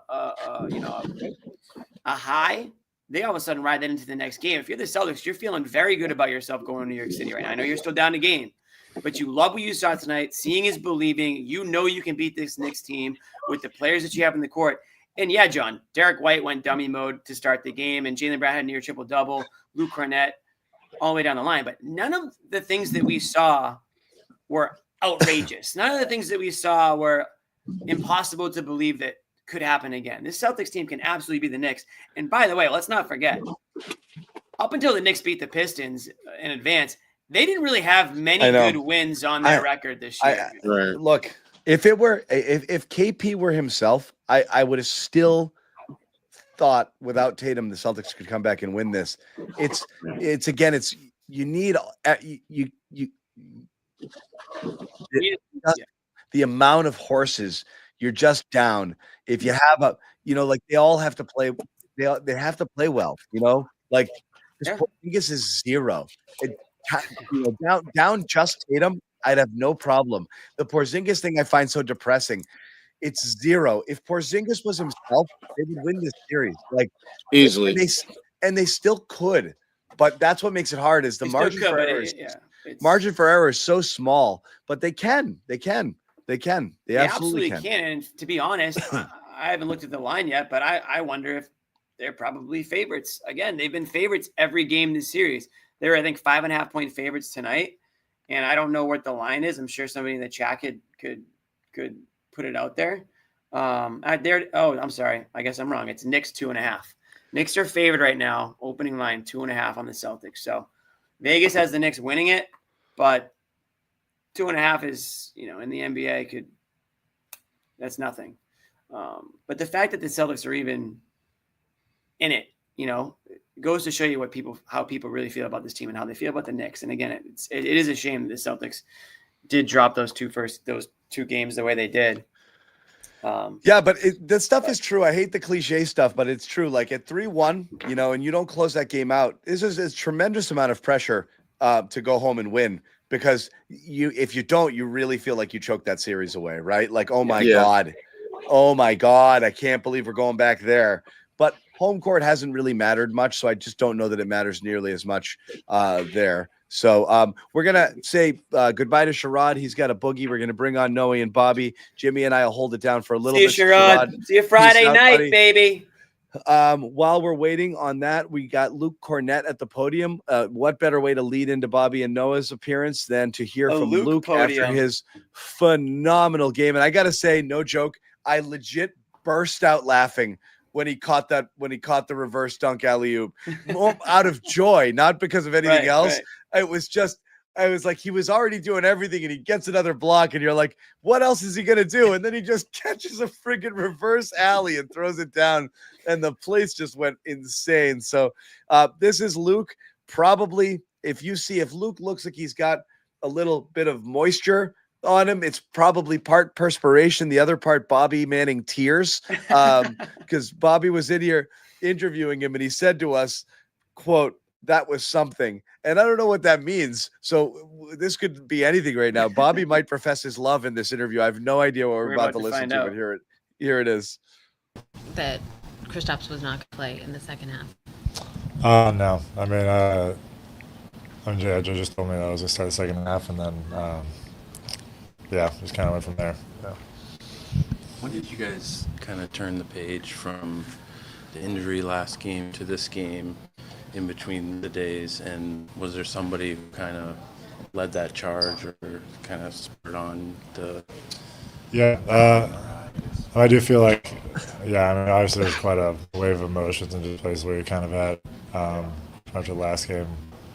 I feel like we had meeting and film and walkthrough and stuff yesterday, and just kind of JB and Al, I felt like just kind of spoke and talked to us, and I feel like they did a great job of, really just understanding the situation, and at the same time, it's like, I understand we do have a game to play and to go out and represent ourselves well and to play hard, and so I feel like those two kind of really led the way in that. I think that, stay the course throughout the game, but obviously when those two guys are kind of at the front of it and lead you into it, then it's easy to just kind of follow course and do the best you can. What did those guys say to you? I think obviously I feel like they're very just aware of kind of the situation that it was, and so definitely parts of just kind of expressing that and also kind of just recognizing that and being in that. At the same time that, we do have an opportunity to move forward, and we said to take it one game at a time, and the goal for today was just to make it back to New York. And you just got to take it one game at a time, and just go out and compete and represent our team well, represent ourselves well, and kind of just try to hold it down for JT. I know Jason left you guys a message as well. Would that mean your guys will be kind of conveying you? I think just expressing that.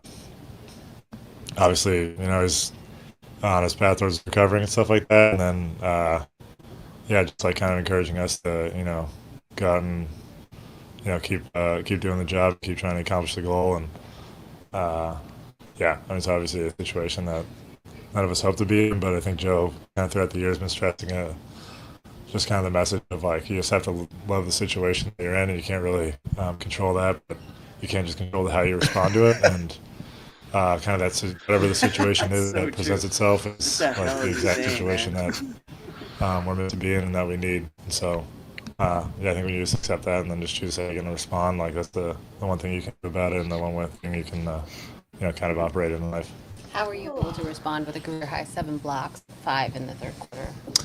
I feel like it was just trying to make plays. Obviously, our season's on the line, so trying to have just a lot of energy and make plays. I feel like, it was everybody. I feel like everybody stepped up, and we were very connected and very just aggressive and forceful, and obviously did our job for the day. And we have to go out and do it again, and it'll require different things on Friday, but just kind of keep that same mentality and just do whatever it takes. If your role going forward is to start, how would you accept that? It's kind of have been throughout this year and throughout my time at Celtics and throughout my career, just whatever coach asks me to do, I'm just there to do it. And so, like I said, throughout, it's just whether I'm starting or coming off the bench or not playing at all, that kind of comes with the responsibility that is, and you just have to do the best job with, whatever position that you're put in, and that's what we're always trying to do as a team. So what does it mean to you personally to impact a do or die playoff game like you did tonight?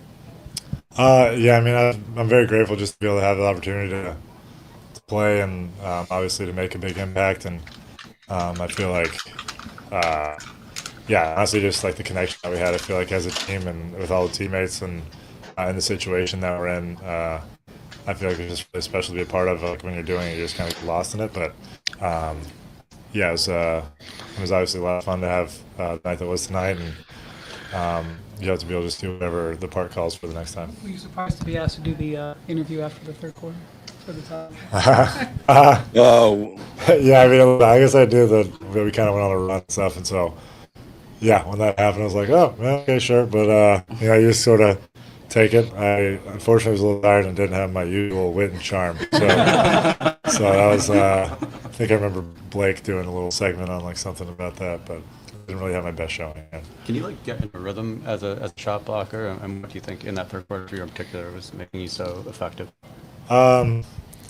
I mean, sometimes it's weird where it feels like the plays kind of line up. It's hard to really say anything other than like you're just kind of reacting to what's happening. I feel like, just being in the right spots and trying to be aggressive and, sometimes it sort of feels that kind of way. Although it's like it's weird to say if that's actually real, if it just quantifies. Or, there's the old hot hand fallacy. I don't know if that applies to blocking shots. Someone can do the research. Yeah. Are you a believer in the hot hand? I'm a believer in the hot hand. Yeah, this is the thing. If we have to look at the data, anyone who's making shots sometimes wouldn't say that they have the hot hand, even if they made a couple. But then there's some times where you made a couple and you know it. But then you take bad shots. And you still make them sometimes. I don't know. That's getting into weeds. Does the same thing apply if you're like seeing the ball well for the blocks? However you want to describe it? I feel like the thing that you do feel in that is when you're just kind of like lost in the moment and you're like not really second guessing or doubting anything. You're just sort of reacting and playing. So I feel like that's kind of the similarity of just like I feel like you guys are feeling good when it comes to shooting. It's like you're kind of subconscious to it all. Do you feel like the barking is catching on? There is a good amount of barking today. Yeah. Yeah, shout out to D White because he fostered me into joining back because I was a little, just trying to live in the moment and survive in the moment. Where'd Luke go? But the barking had got on, so shout out to the barking. I lost Luke, but that's okay. The barking. There he is. And I was like, I need to, Sunday bark. Anything else for Luke? Yeah. All right. Luke barked. What I will say is, and I swear to God, while Luke was talking, I was watching Bob. Look at Noah. That looks so natural. There you go. See, guys. We love how Jimmy, do you have yours on? Yes, I do. No, give me one of these. There you go. I like it. You probably didn't even feel anything. It does feel right? natural. It does feel natural. Yeah. Oh, it is. It is. We love the hard hat. And honestly, Noah, Bobby, you guys can lead us off, but like hard hat performance tonight, would you say? Yeah. Absolutely. Isn't every playoff win a hard hat game, you said? Every playoff win, the hard hat goes on, but some games really embody what it means to put the hard you hat save on. your season. Absolutely. And Luke Kornet saved their season. There it is. There it is. What can you say? 14 seconds in, John. What was the over-under? I don't know. It wasn't going to take long. I'm surprised it took that long, only because of the hard hat thing. Yeah, I would have that's already true. been into it. No, I Bobby. had a couple more hard hat jokes, but I knew you wanted to get into it, so. Well, you can get to those later. This was magical. I mean, for someone like me, who's just fully invested in this player, believed in him, push for more minutes, more opportunity from him. This was magical. I mean, this whole zoom in on it. I was here. I think it was the 22-23 season.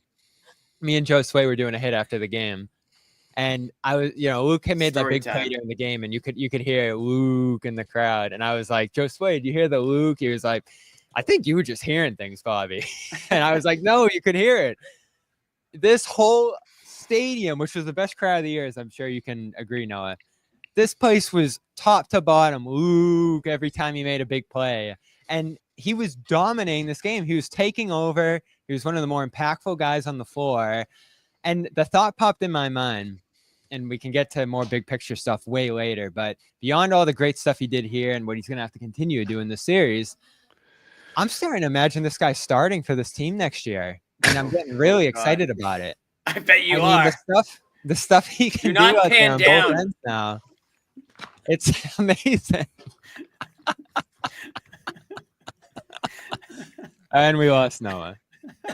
Sorry, Noah. You always have to do this. You gotta take it. You gotta take it 3 steps. Take a breath, my man. We're all here. Amit, get Bobby a glass of water. We're all here ready to do nothing but gush about Luke's performance, and you gotta just take it.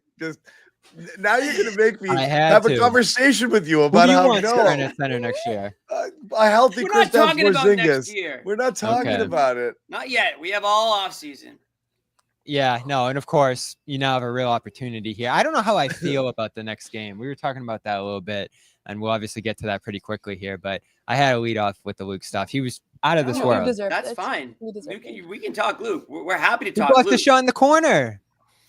He did block the shot in the corner. He did have another block, and then the saved it from going out of bounds. Oh my God, what a string of plays! It was absurd. I was expecting to look at his +/- at one point and see +30. It was pretty modest in the end. I don't know what it was exactly, but just a massive impact. Them +20. switching from Porzingis, that's great. Them switching from Porzingis to Kornet at halftime was the most important moment in this game.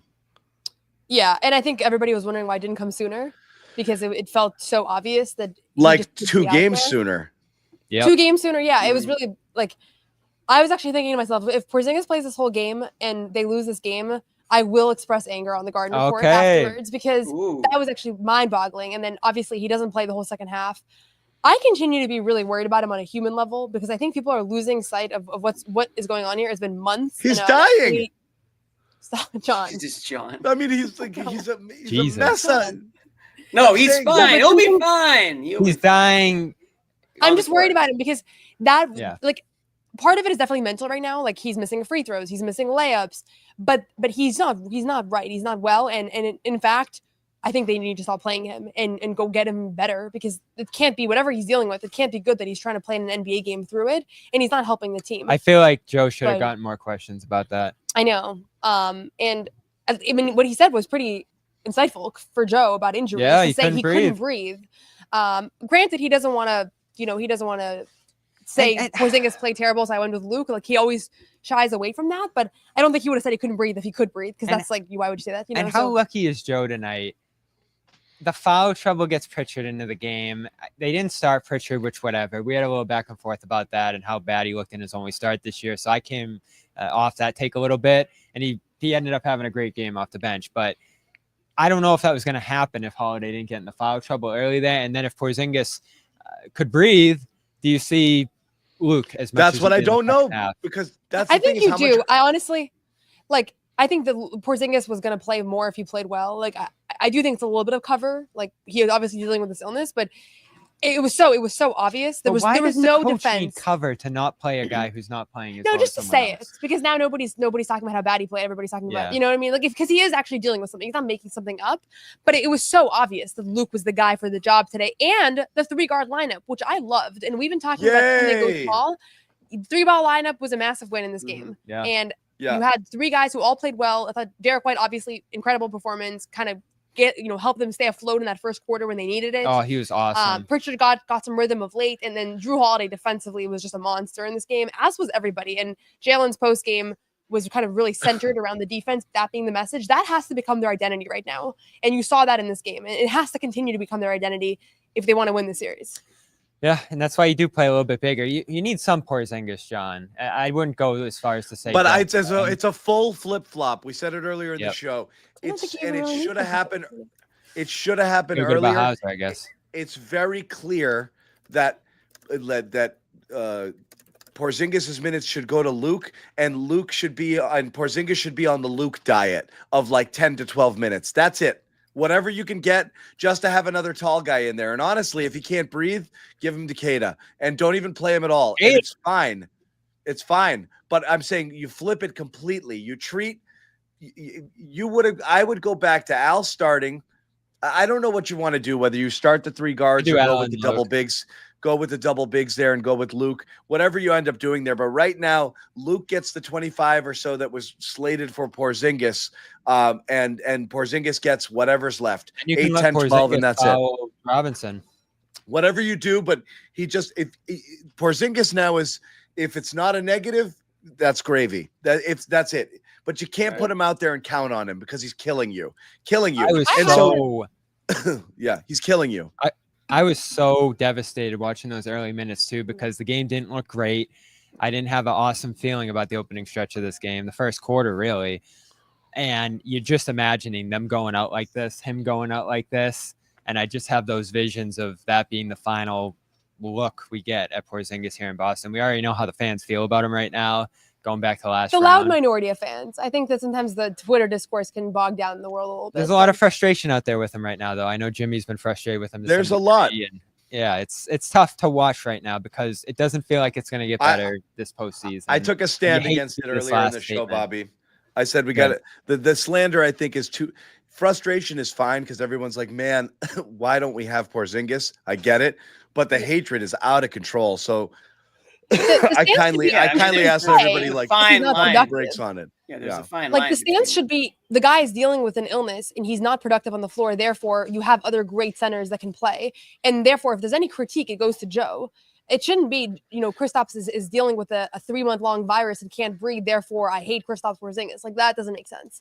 But I understand frustration of seeing him on the floor when you see guys that we don't even know. Luke has been better this whole series. Like he was better in the 9 minutes he played in game 4. He was better in game 3. Like, and they chose to start Porzingis in this game. They had so many different options they could go. I said it right off the bat. What are you doing here? I didn't understand that. It's deference, right? I don't know. Or it's the hope that he's going to turn into the all-star version of him at any moment, and it's not going to happen. So yeah, but you need quicker recognition. He has to have an extremely quick hook on Porzingis. If he looks like he doesn't have it, gone. The same way you're treating, and I don't mean to disparage it, but like Luke in the Orlando series or Hauser, you put him out there and like, I don't like what I see. Get him out, right. And that's what you got to be with Porzingis right now. You got to be very, very, very quick on it. But yeah, it was interesting game, right? Because second quarter, I thought there could have gotten away from them. Knicks get up about 8-9 points there, and they go on that nice little run there. Brown came back in the game for Porzingis at that point, and they kind of, turned the tide a little bit.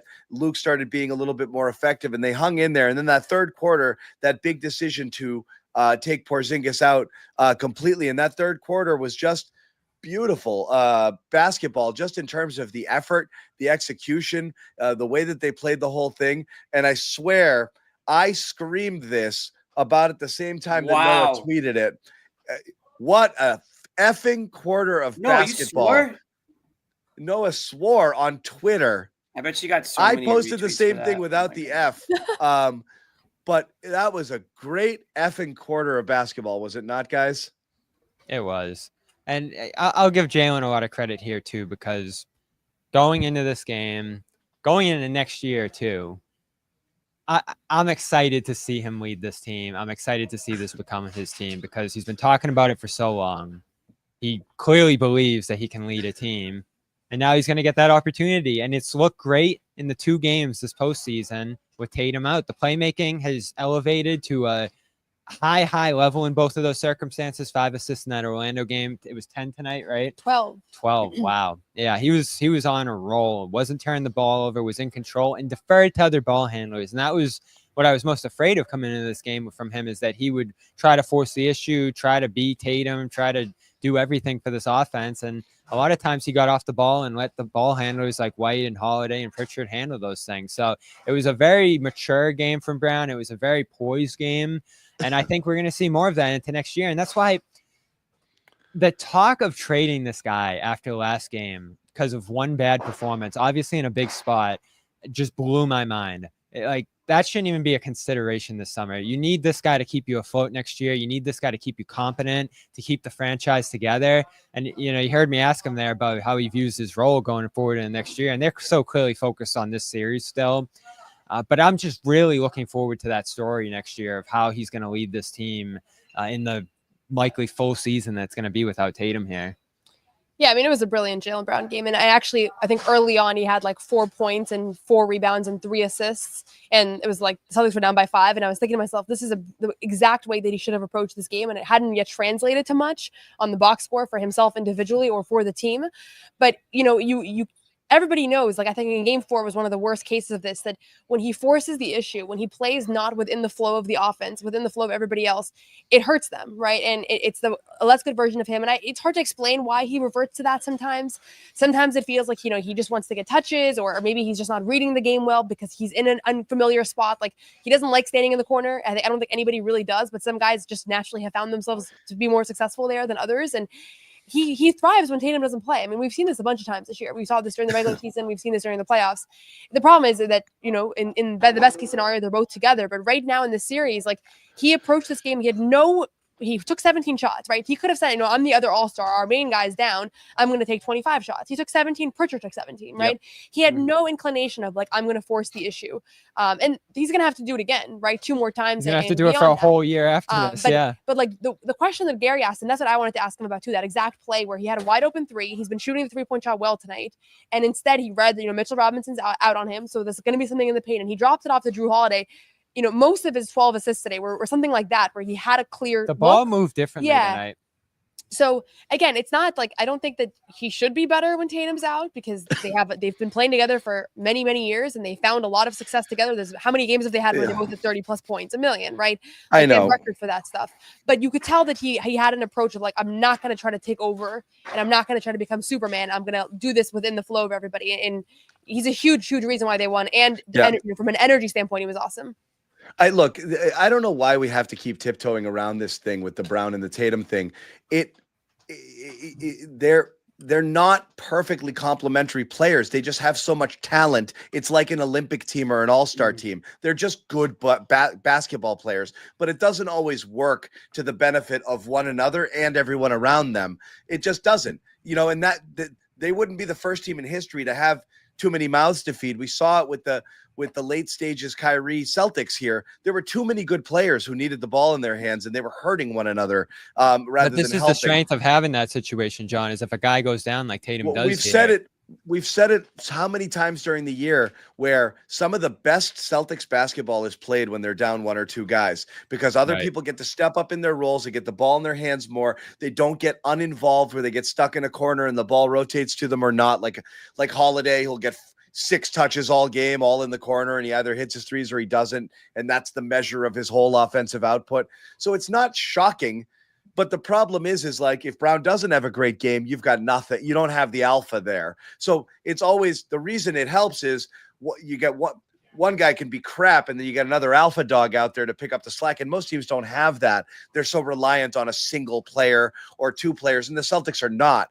So they can play that way, but it's not ridiculous to say that they're not a perfect fit, and they never have been. I don't think they ever will be, but they're just so good, and there's so many good players around them that the talent is going to win out in that scenario here. But Brown, and that was a lot of the issue with Porzingis in the starting lineup this year. Even when he was excellent during the season, 19.5 points on. They were trying to get him involved, and they got themselves. You're adding another guy who is primarily a scorer, right? So you just lost 2 of them in tonight's game. You didn't have Porzingis and you didn't have Tatum, and the ball really moved. And that doesn't mean that those guys aren't great players, but you can see there's elite role players that are kind of bursting at the seams. Derek White could easily score 25 points a game, right? If he had the touches and if he took a million shots. I mean, him and Peyton Pritchard led the franchise in 3-point shooting this season. Yeah. So those 2 guys, if they can find a good shooting rhythm for a postseason, that's massive. And I'm going to keep going back to Luke here, because there's just a different dynamic with him out there compared to Kristaps, especially this version of Kristaps. His ability to track offensive rebounds, outstanding. His ability to pass and connect guys. He's a pass for a center. So all he's focused on is getting other guys going out there. And that's so productive to the offense. And you saw it all year with them out there. I'm so frustrated that they're just getting to this now, down 3-2 in a series, and still most likely facing elimination here. The Pritchard thing, the Kornet thing, those are so massive for them all year. And they're just getting to it now on the brink of elimination. And in game 3, when they're down 2-0, they go with Pritchard more. It's so frustrating because Joe talked that depth thing up all year, the different lineups, the different styles that they can get to. And then this postseason, even tonight to start, he gets rigid. It's crazy too, because it was entering the series. This was a series that we thought that those guys could thrive in, based on regular season performance or just based on the matchups. Might not have been great for them last series, but they're going to be a lot better here. So to limit the minutes and also suffer defeats and see that other players that you were putting in that position in place of them weren't performing well and not figuring it out. And again, you guys raised the question earlier. I don't even know if he figured it out, or as you said, or as he answered your question, Bobby. I went to Pritchard. Pritchard came in at the 7:37, something like that early. We love that answer because Bobby and I have both gotten one of those in the last week. Noah asked after game 3 why Pritchard played more, and Joe said foul trouble, and it wasn't true. It was not foul trouble. I went back and I read the entire play-by-play, and Drew had 1 foul. And then tonight it was true. Today it was 2. early. And so that's different. But then also, if KP doesn't go to him and say, I can't breathe, does he start the second half again? Would he not have learned? I don't know. I don't know if Joe figured it out. So, like, if Porzingis can breathe next game, does he go back to the same lineup? Or does he say, I have no idea what they're going to do. Listen, everybody knows he's not contributing to winning right now. That's all Joe preaches all year. You got to contribute to winning. The only thing that's at stake here is his reputation and the fact that, if you're going to trade him, his value is not looking so great right now, and also from a pride standpoint, right? Can't think about that either. You can't think about that stuff. And also, we've all seen this movie before. When they get eliminated or when they win the championship, when the season ends, there's going to be reports around what Porzingis is dealing with, and there are going to be stories about what was going on behind the scenes, and nobody's going to judge how bad he was in these playoffs. Like Malcolm Brogdon and the elbow injury, I always think about that. They didn't say anything until they were down 0-3, and then all of a sudden the Athletic reports that Malcolm Brogdon has a torn ligament in his elbow that was, nobody was like judging Malcolm Brogdon at that point, right? Because you could see that though, clearly. And you can see this and you can see this too, but the story hasn't come out yet, right? Nobody has a diagnosis. Nobody has details. He told us the other night, nobody really cared after the game with Tatum, but he told us he's been sleeping like 14 hours a day. I was asking him questions about it. Like it's been it bums brutal, me right? out So because they're about to do him. You don't have to have cover. Like the cover's there. He's sick. Like you don't have to worry about his feelings or how it looks. And I wish you never did, but we all know in the NBA you do. Unless you're the Oklahoma City Thunder, which manage to play 10 guys and bench starters all the time. But most teams don't do it, even when their starters are struggling. I've said it already, and you can see it from a mile away. He's about to go the route of Smart, Grant, Brogdon. And it's a bummer because this guy was beloved. This guy was absolutely beloved by 50% of the fan base. And then 50% said he was during his time. That was a key subtraction. So I think that's the route this is going to go. And you can see it from a mile away. Someone has to go. He feels like the most expendable right now. And unfortunately, this is how it's ending for him when he had such high hopes of being a bigger part of this postseason run. It's demoralizing to watch. Again, and we said it earlier, and Noah mentioned it. Like, why is Joe playing him? Because I think he's just hoping, right? Like, are you the good Kristaps tonight? And like, I think it's possible, that, but I think it's so different. It's possible he shows up, right? That's the whole thing. Is like, we all kind of wrote things off. Like, where are they going to go without Tatum? Obviously, championship dreams are dashed. They're not even going to win this series. They could lose next game, yada yada. But if you can find a way to get through this series and advance, and all of a sudden Porzingis wakes up and he's like, oh, I'm me again, because he was a week ago and then he wasn't. It's kind of ebbs and flows with the sickness. It's a different story all of a sudden. You're like, oh, it's the Celtics without, I'm not counting on it, unfortunately. And I'm not necessarily counting on it. I'm saying I'm not ruling it out because it's so erratic. It can be erratic in your favor as well. And that's the thing is right now better in game 3. You're at the absolute bottom. But that wasn't the case, a couple of weeks ago. So you have no idea how that's going to go. Couple more super chats here. I think, therefore, it is. There should be a remake of Jerry Maguire. Luke is the player, and Bobby plays Jerry Maguire. Brian Smitty, Bobby is right. That might be about starting Luke next year. When that one came in. Nick Barry, no longer your third center. He's your first center. He is. He's your first center. I never thought I'd say it. Jason shouting out, lost his mom the other day. Thank you guys for shouting out my mom the other day. Chant in our house, win for Betty. Mom would have loved this game. Thank you, Jason. Bet, sorry. And Jake Wamala, can you talk about the parallels between now and the 2023 Eastern Conference Finals? I feel like JB has been here before and knows what it takes. What do you? Sure. But they had a full team then. They just played like ass for 3 games. Right now, they're really limited. Brogdon got hurt, Grant got hurt, and Tatum got hurt at the end.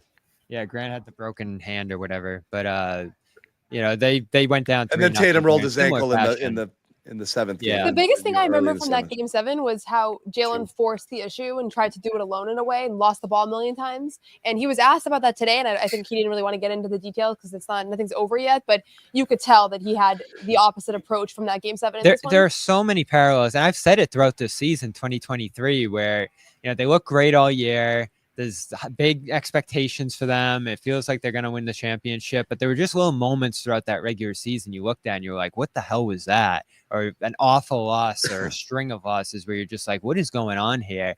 then they get it together by the end, and then the playoff, the bottom falls out. And unfortunately, that 2023 ending is not what you want to see here, but looks like to some degree what you're probably going to see here at some point in the series.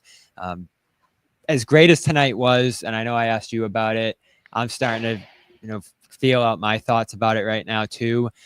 I still don't feel amazing about them winning. That's a great series. sign. Well, I did say they were going to win Keep tonight. that energy.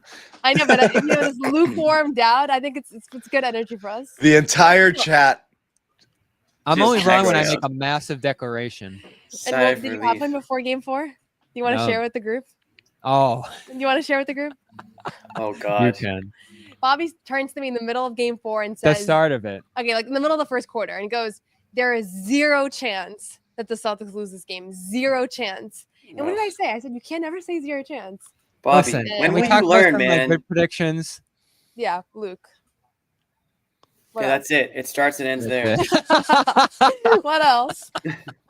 I He's will gonna say ride this. that. It's gonna be He's a lot riding harder than Luke game like 6 like than it was. Shaughnessy rode the curse of the Bambino. That's gonna be Bobby with Luke. That's gonna be his claim.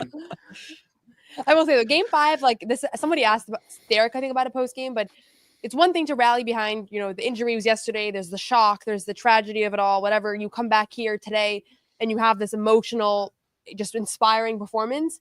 To do it again at Madison Square Garden, now that the shock is worn off, is that Here's much harder. the problem. It's that much harder. The problem is it has to be Luke and Pritchard, and those role guys don't play as well on the road typically in those kind of circumstances. They're both Also, it's harder to. Pritchard didn't It's play less well likely to tonight. repeat. Those bench guys are bench guys for a reason. They're not. It's harder to repeat big efforts. Yeah. So You're getting probably back looking to at back starting games. Luke and then Yeah. playing extra amounts of Pritchard out there with 3-guard lineups and all that. And the Knicks, I heard Joe talking on the radio before the game. He was saying, the Knicks have to adjust to what we're going to do differently now too with Tatum out. Like we have to adjust to that.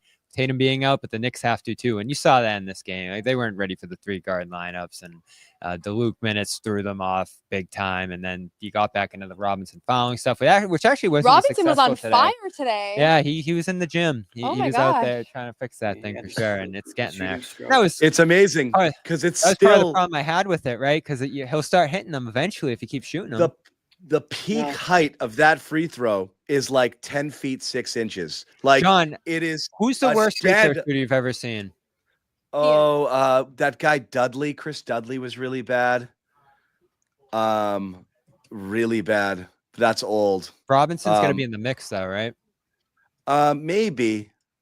Do I'm you ever trying to remember a think guy who else. airballing free throws like he does consistently? He airballs them in warm. Ben Wallace. Ben Wallace. Ben Wallace. Wallace is Ben a good Wallace. one, but I think was so bad. And DeAndre Jordan, he's still alive. You see him, I was he's thinking of friggin' him. brutal.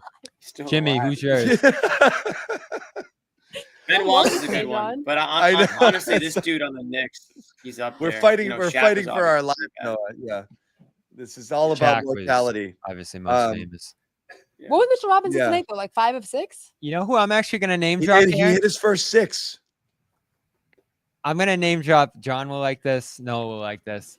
Moses Brown is the worst free 6 throw of shooter 6. I've ever seen. 6 of 6. That's better Yeah. than Celtics were struggling from the line today.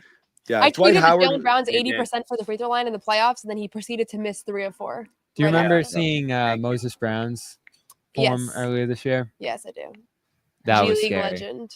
Yeah, That one's scary if you want to look it up. I'm good. Thank you, though.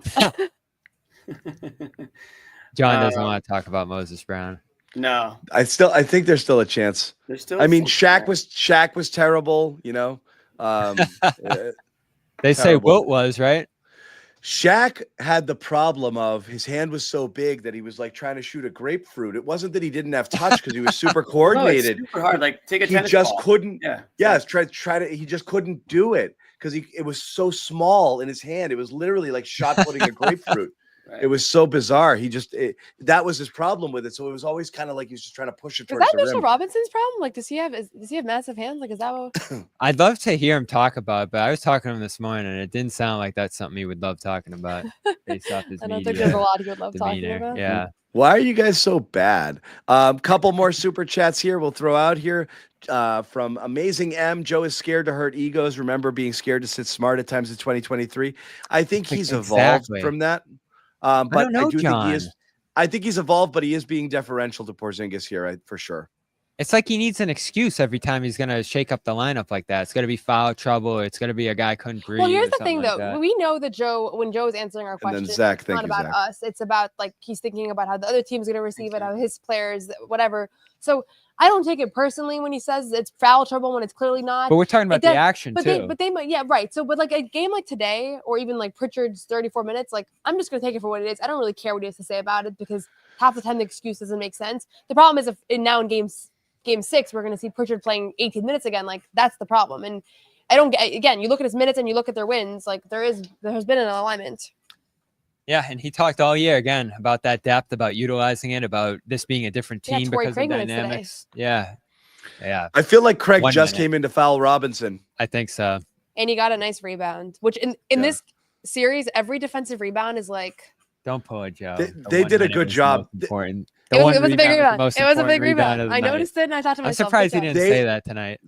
They did a good job as a team, I thought, hitting the glass tonight. It was everybody was out there Hip outs. at once. Yeah. And they were That had to be smart a with point their of tip. emphasis. They were smart with their tip outs too, because a lot of times you'd see Robinson was just snatching it away from people. It used to be a frustrating thing that Kornet would do, but in this case, it actually made sense because everybody was crashing to get a little tip out and just not let the Knicks come down with it under the basket. I thought that worked in their favor tonight. I love Sometimes following them too. I in find that the tip out circumstance. frustrating, but every time two guys go up for it, a Knick comes down with it. It feels like certainly when Robinson's in the mix there, he's really, really good at this. He just brings him down. Yeah. And Luke did it twice early. If he grabs it, just grab him and send him to the free throw line if he's going to put it right back up and in there. And I think those are smart plays. I know he hit him early, but in that circumstance, I don't mind sending him to the line. It's just you got to be careful with the foul trouble for a guy like Luke there, or whoever else ends up doing that. That's another reason I think Luke should start here, so Porzingis can do that.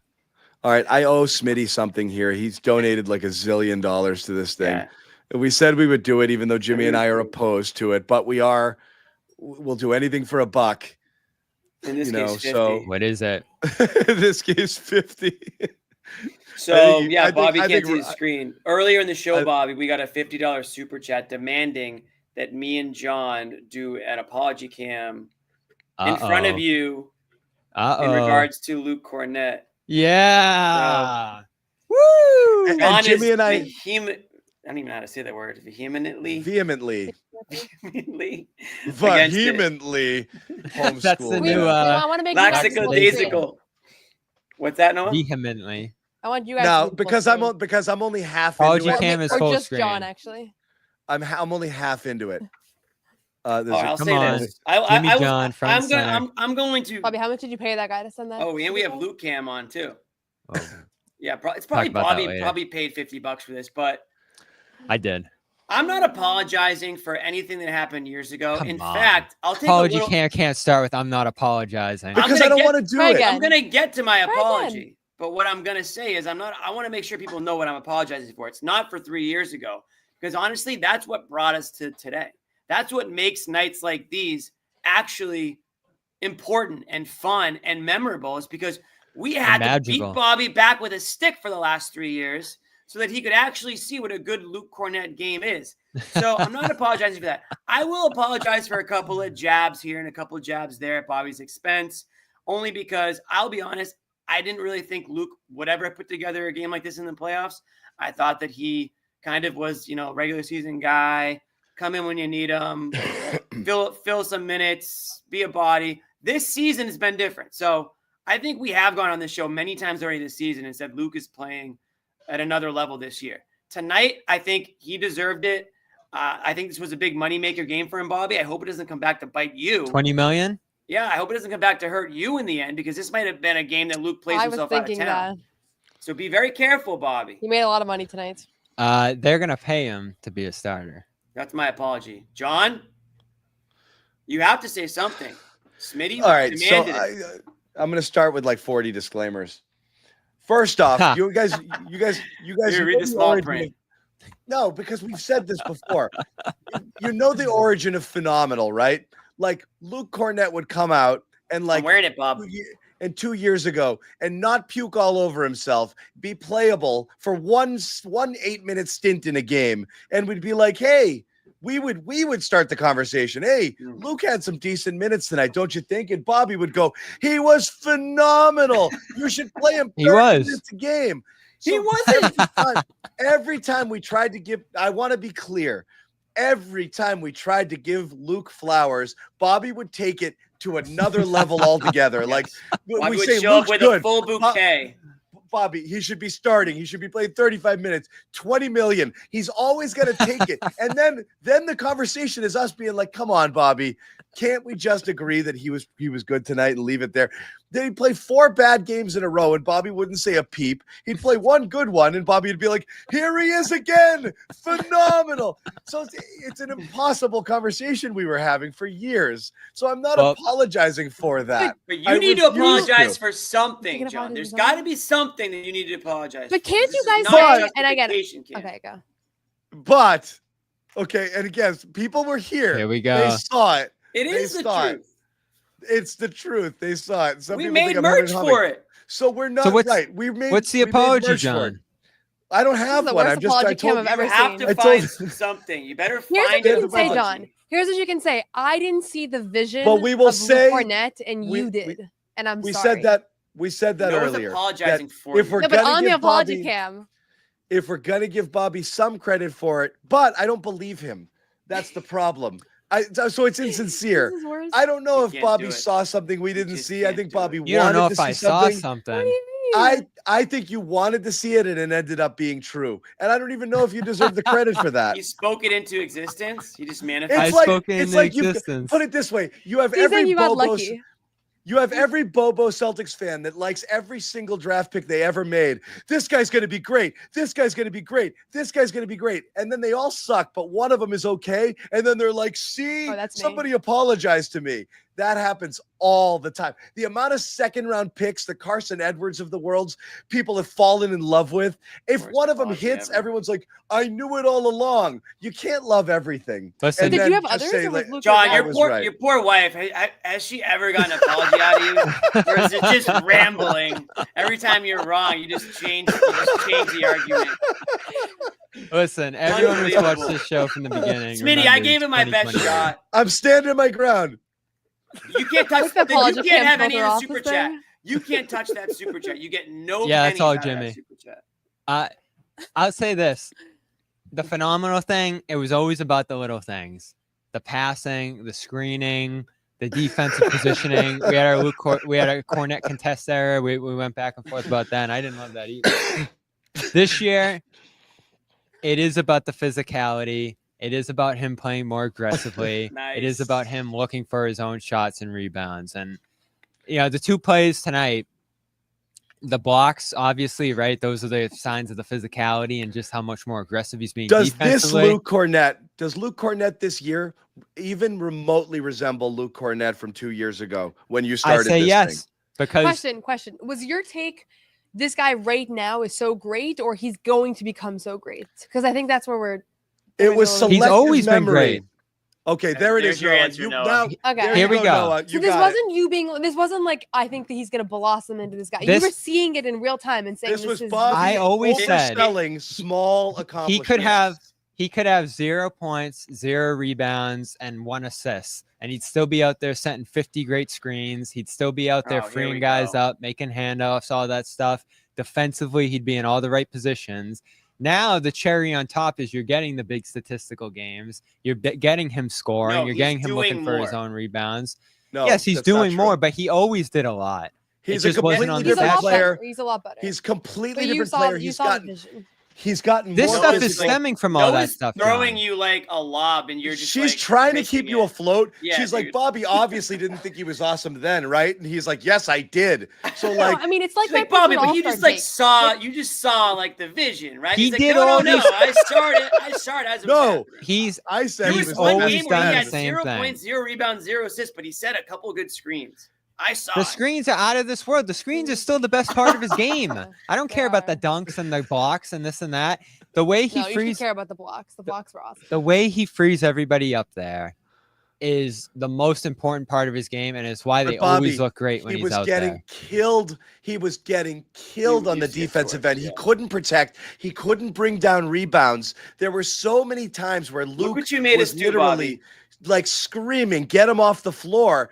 But when you looked at the stats, you'd see opponents never shot in the paint against him. They were taking the worst shots on the floor when he was out there. He just wasn't blocking those shots, or he just wasn't intimidating guys from going to the rim, clearly. It was just an impact that he had out there by playing smart positionally. So that, to me, was always the basis of him being a great player. Now he's just being a little more aggressive. We're still Now he's using just the word asserting himself a great. little more.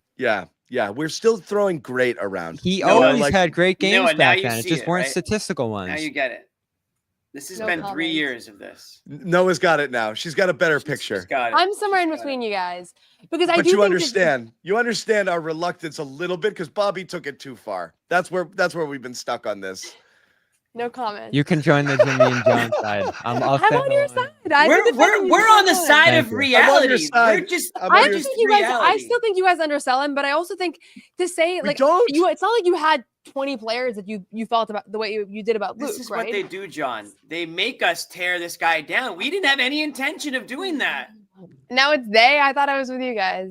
No, I thought no, you no. were too. Pick a side. I don't We're want to riding side. fences Can we here. go on to the next segment? Fine. Yes. Next segment. Jake Wamala did. throwing this out here. We got to talk about JB's maturation here. JT had 51 points the game before. Not really. And willed us back from down 0-3. Oh, maybe last When did year. that happen? JB struggled that series. Was it Miami? No, that didn't happen. Is that what he's talking about? I don't even know what he's talking about. I mean, Anyway, let's talk about oh, Brown's versus maturation. 76ers? Maybe. He's Sure. yeah. That was a 3-1. That was 2 years ago. Oh, 3-2 rather. That was a 3-2 they were down. 3-2. How many screens did 3-2. Luke set in that game, though? That's important to remember. I will say now your opening soliloquy about Luke was hilarious. Hilarious. How about great? Magical. Or awesome. It Or was magical. Magical is the new one. It was like a Disney movie. Magical. But the JB, let's talk about the maturation because I don't actually fully see it because you had a game like last game where he doesn't Here we look. go. No, he didn't look like it, and then he has it in this game. So I actually think Brown's inconsistency is still frustrating at times where he kind of dips in and out in terms of his focus. I thought the number one thing that Brown had tonight was he seemed locked in from. We've seen the difference between Jaylen Brown. I'm going to chase my guy around all game long. They're not going to give an inch. I'm going to fight through every single screen. I'm not going to reach. I'm not going to get lazy. I'm not falling asleep on backdoor cuts. I'm not going to overdo it with my dribbling into traffic sort of stuff. Play my game. You could see the focused games, and then you see the ones where he's kind of like, oh, I just wasn't in it for a half. And then all of a sudden in the third quarter, he wakes up and he gets locked in. So I don't know that there's full scale match. I thought he had it last year. I thought this year was a wildly inconsistent Jaylen Brown season in terms of his night in, night out commitment and focus. I'll keep going back. Not taking anything away from tonight, but like last game we're killing him.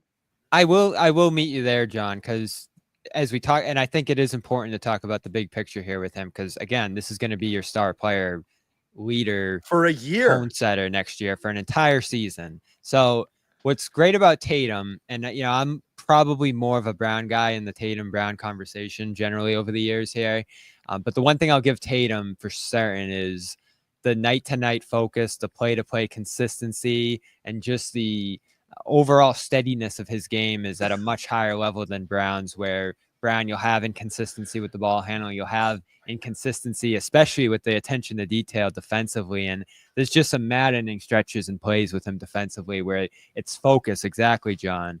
That's not there with frustrating him. Player. And I'm sorry. Everyone can say it's an agenda and a hate. He's an insanely frustrating player because when he's like this, he can do special things, and he's doing this without his superpowers right now. He doesn't have his full athleticism.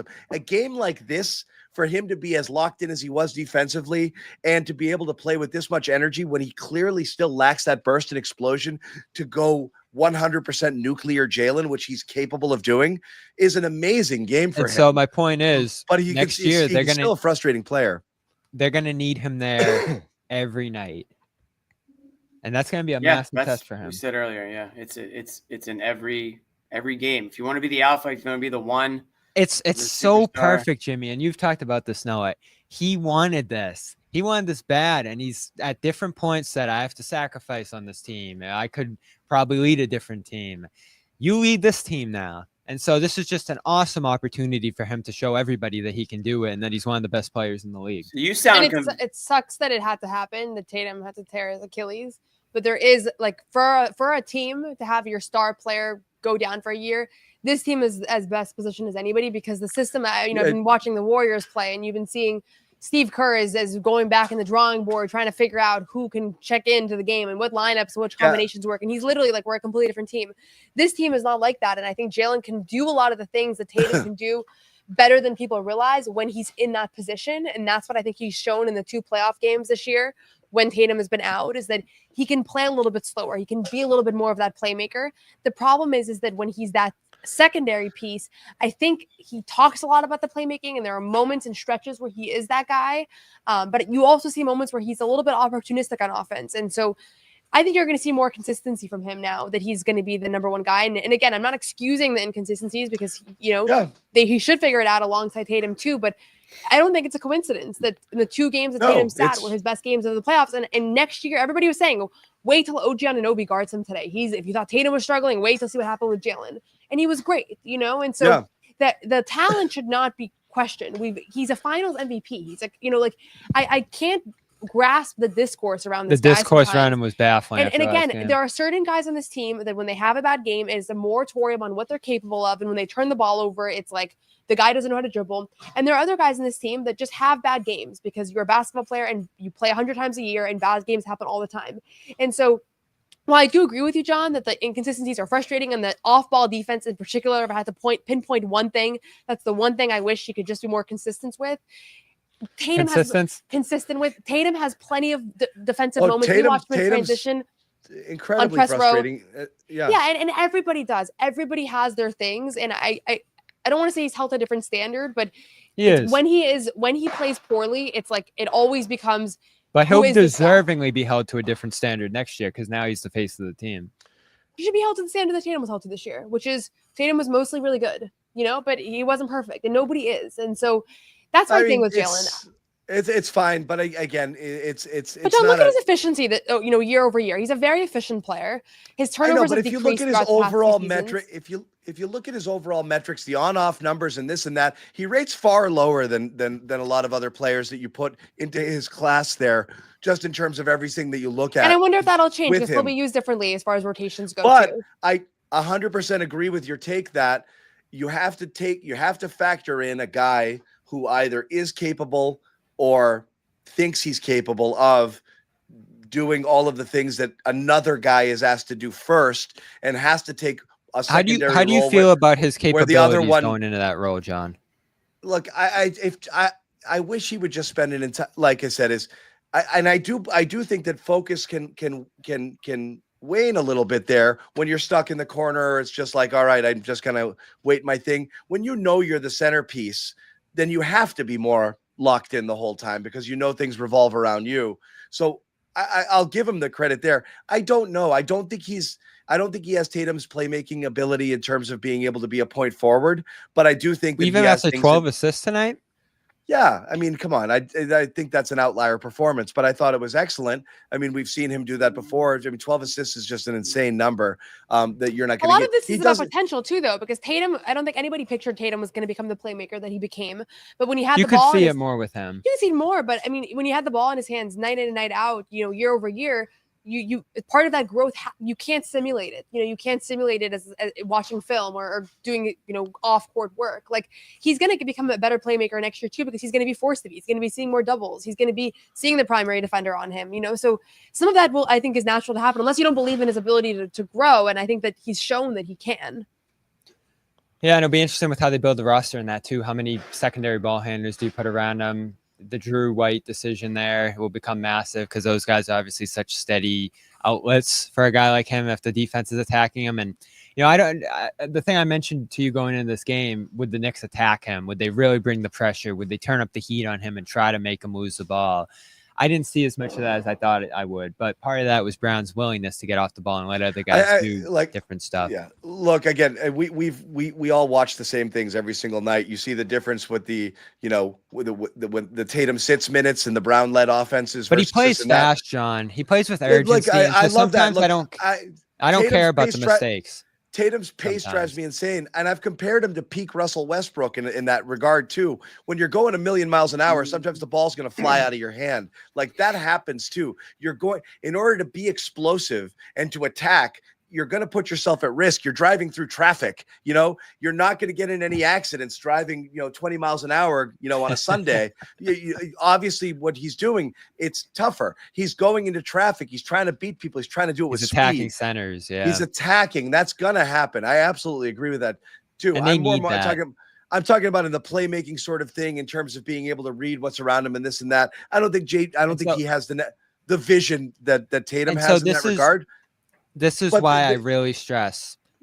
I'll consider. But I don't love I don't love the Tatum led. I don't love the Tatum led ISO ball, get a switch and have him read the defense offense either, because I think it's too slow and it takes people out of their game. So, but this is why, to me, you consider everything, right? Because they're in a really difficult spot going into the summer. But to me, I think you need to keep him because he provides a level of stability that no one coming back in a trade for him, even if those guys might have some upside, or you might get some picks that are valuable for kicking the can down the road, or whatever you might end up getting in a Brown trade if you do that, isn't as valuable in the moment as Brown's ability to obviously stabilize them on the court with performances like this, but also the off the court stuff. And you guys heard about the meeting that him and Al held and the stuff he told the guys before this game. And it wasn't a very profound message. It wasn't anything major. But that's just stuff he and Al can provide at this point. And I do think you need those guys back next year to just get you through what's going to be a rough season at times, what's going to be a difficult year without Tatum. If you just sell off these guys for the big picture and you lose all your identity here and your ability to have winning habits, you're going to go in the tank for much longer than just next year.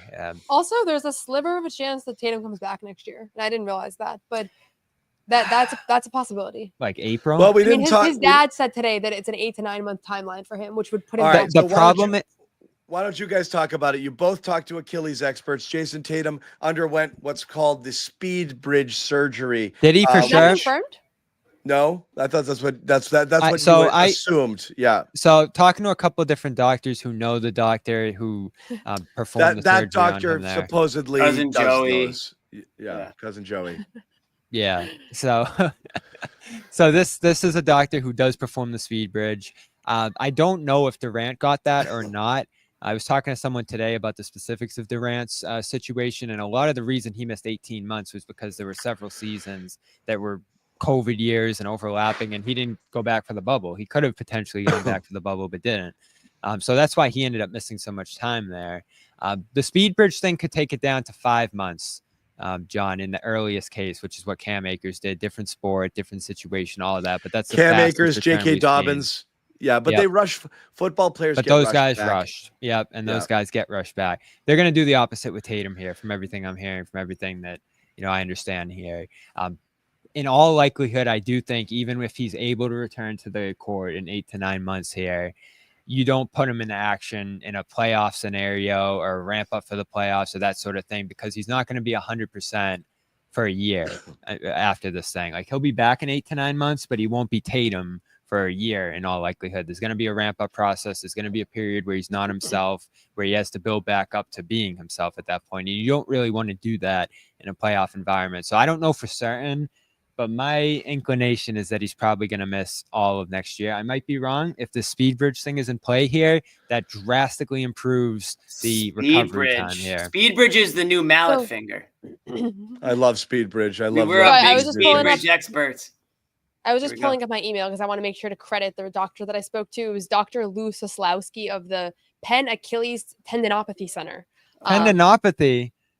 We've seen a lot. I love that word too. Yeah. So I guess she's qualified. Very knowledgeable, obviously. Been, is an Achilles tendon expert. Also has ruptured his own Achilles, which, by the way, is a massive trend in this field. That all these doctors that work with Achilles injuries. My doctor tore both. Yeah. I know. And what is that? So, anyways, wait, time out, real quick. Did he do it so that he could study himself, experience it. Yeah. Well, let me tell you the number one thing, and I have a story coming out on this tomorrow on Celtics blog, but let me tell you the number one thing that I found really encouraging from this conversation that he kind of couldn't believe. And it's that Tatum had this operation the morning after, and that every hour between the moment that it ruptures to when you go underneath the operating table is an hour of the biological process of like scar tissue building and a bunch of words that I'm not even going to try to articulate. But he was really astonished by the fact that he was able to do it. And he said, and I said, well, he's Tatum. Obviously, he's going to do it really quick. And he said, no, that is not the norm for NBA athletes. It's not the norm for the world-class, NFL players, whoever it is, because there always takes a couple days before you can get to the city that you need to be in, before you have the conversations around which direction you want to go. The doctors have to be on a surgery day, even if you're the most important person in the world. If it's not a day that they're doing surgeries, it's not going to happen that day. The fact that he was in New York City and Kevin Durant's surgeon and Martin O'Malley and Tiger Woods surgeon, like this is the person to do this with, just so happened to be available that morning and he was already in New York, is kind of like a miracle. And obviously you don't want to say that because it's like the whole thing sucked, so it doesn't feel like a miracle, but he could have been anywhere else and he would have wanted to get to New York for that surgeon. It probably would have taken a couple of days to get that going. He said that is like such an unusual circumstance. So there's quite literally no evidence, no data around how a 27-year-old athlete can respond with that short of a window. He was like, I don't care about other doctors. I don't care about other NBA players. Don't look at Klay Thompson. Don't look at these other guys that waited a week because it is a completely different situation. And so that gave me a lot of optimism. And So Damian Lillard 6 took months 6 is days. in play. I'm not saying it's in play. I mean, I don't know. His dad said 8 to 9 months, which does mean next season. But when the second that he went down, before we even got confirmation of the injury, I was talking about the fall of 2026. And after hearing this doctor today and after hearing a few more opinions, it's an outstanding question. And it's all going to depend on how he responds in a few months. And if in 3 months they say, listen, he's ahead of schedule, they might actually vie to bring him back. If he's not, then it's not even going to be a question. He's a guy who But I thought that pushes. was really interesting because I would have expected every NBA athlete to be in the same position. And So the I look at doctor- Damian Lillard. Lillard was 5 days between the rupture and the surgery. Like that's the Wow. norm. That's what usually happens. Yeah. Rogers doctor just waited happened like to a be month, in the right? area. This doctor? The doctor He was that in did New the York. surgery, Tatum. Yeah. Yeah, it was. So the best surgeon to do this, the one that did Kevin Durant, is in New York City, and so it just so happened to be that he was in Madison Square Garden, right? Like that's very unusual. Yeah, no, it was interesting, and I found that going to that doctor in particular was interesting because of the connection of that potential. And he had surgery on Derek White a couple years back. Yeah. This doctor.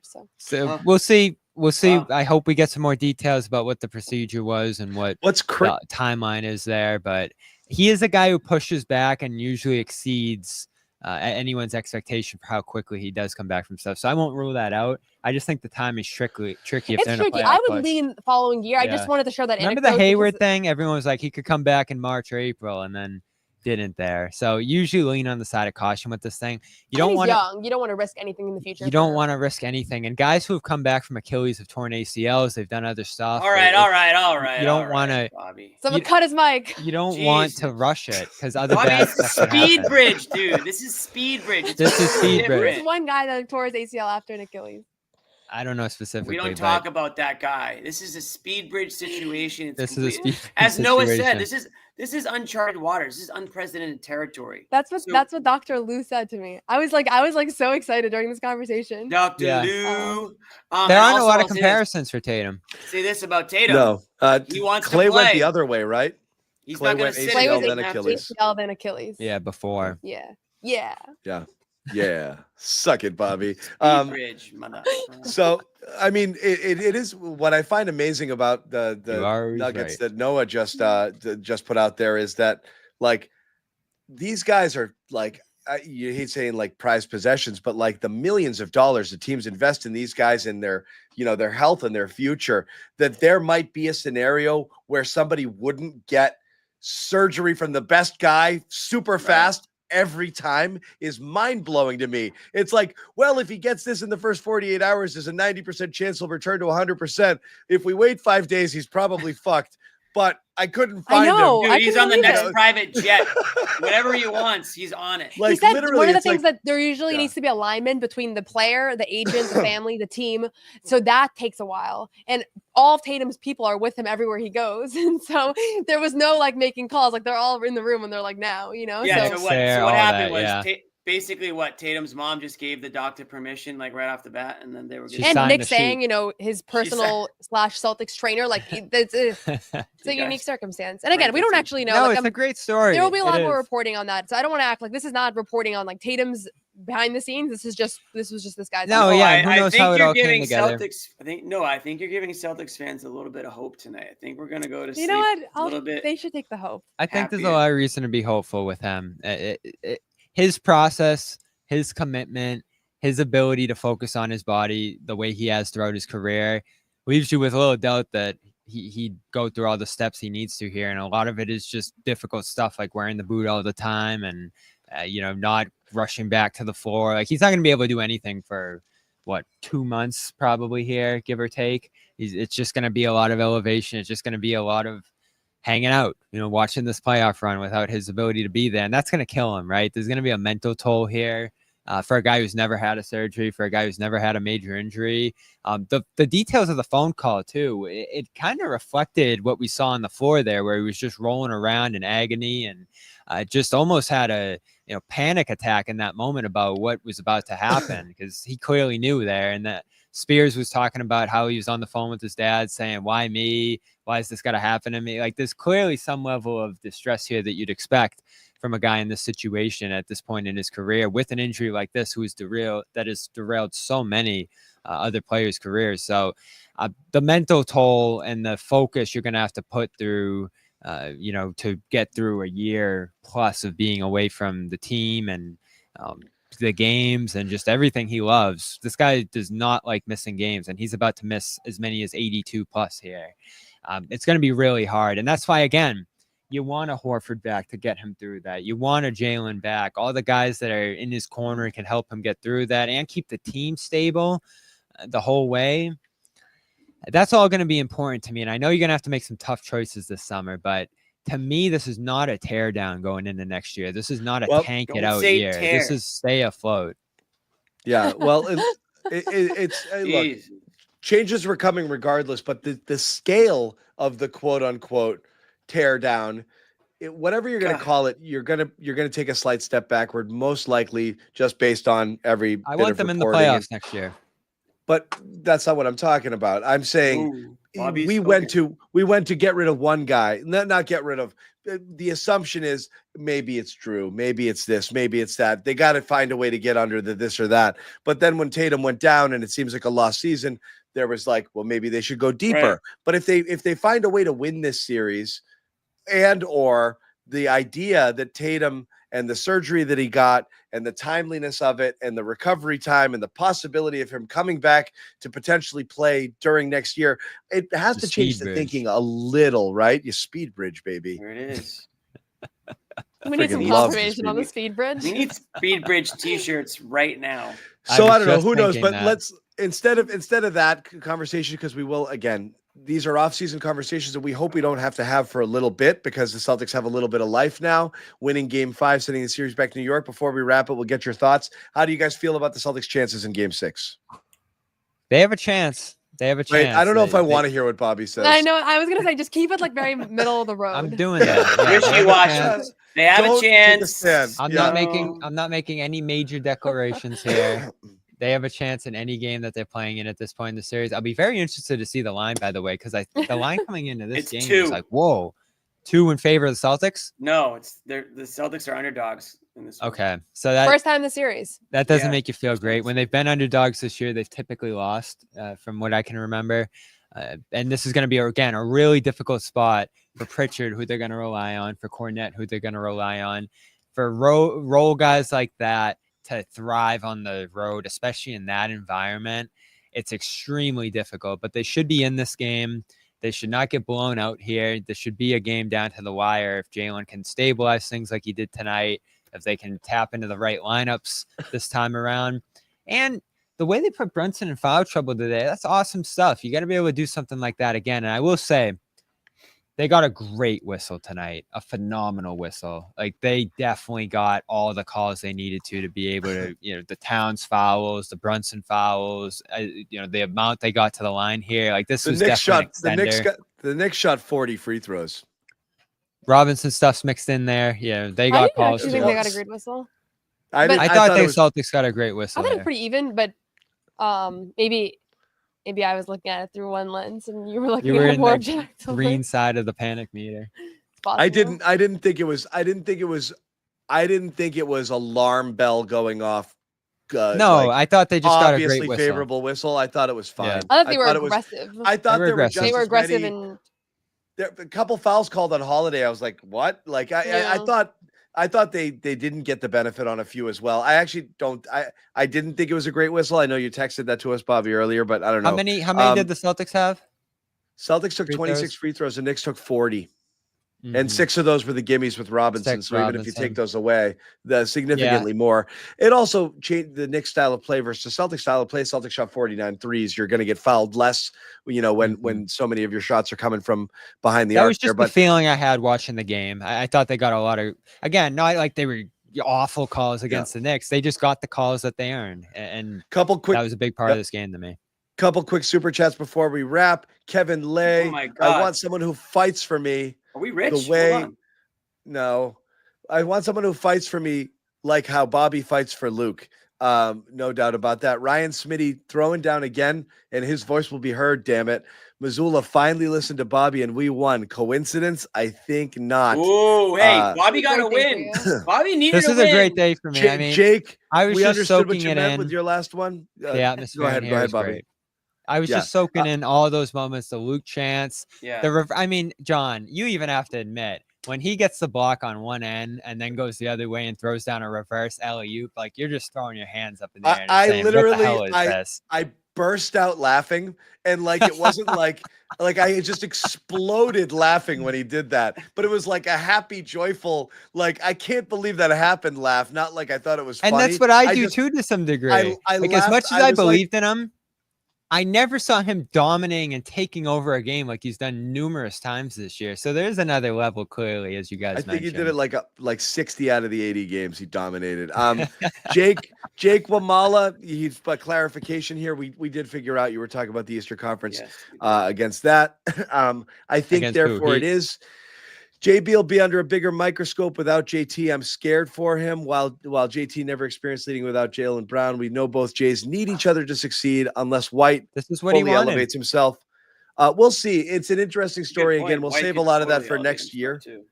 We'll save that for next year, but it is interesting to see how if White becomes like a 23 point per game, He definitely things might change there. And then Dirk jumping back in, tear down.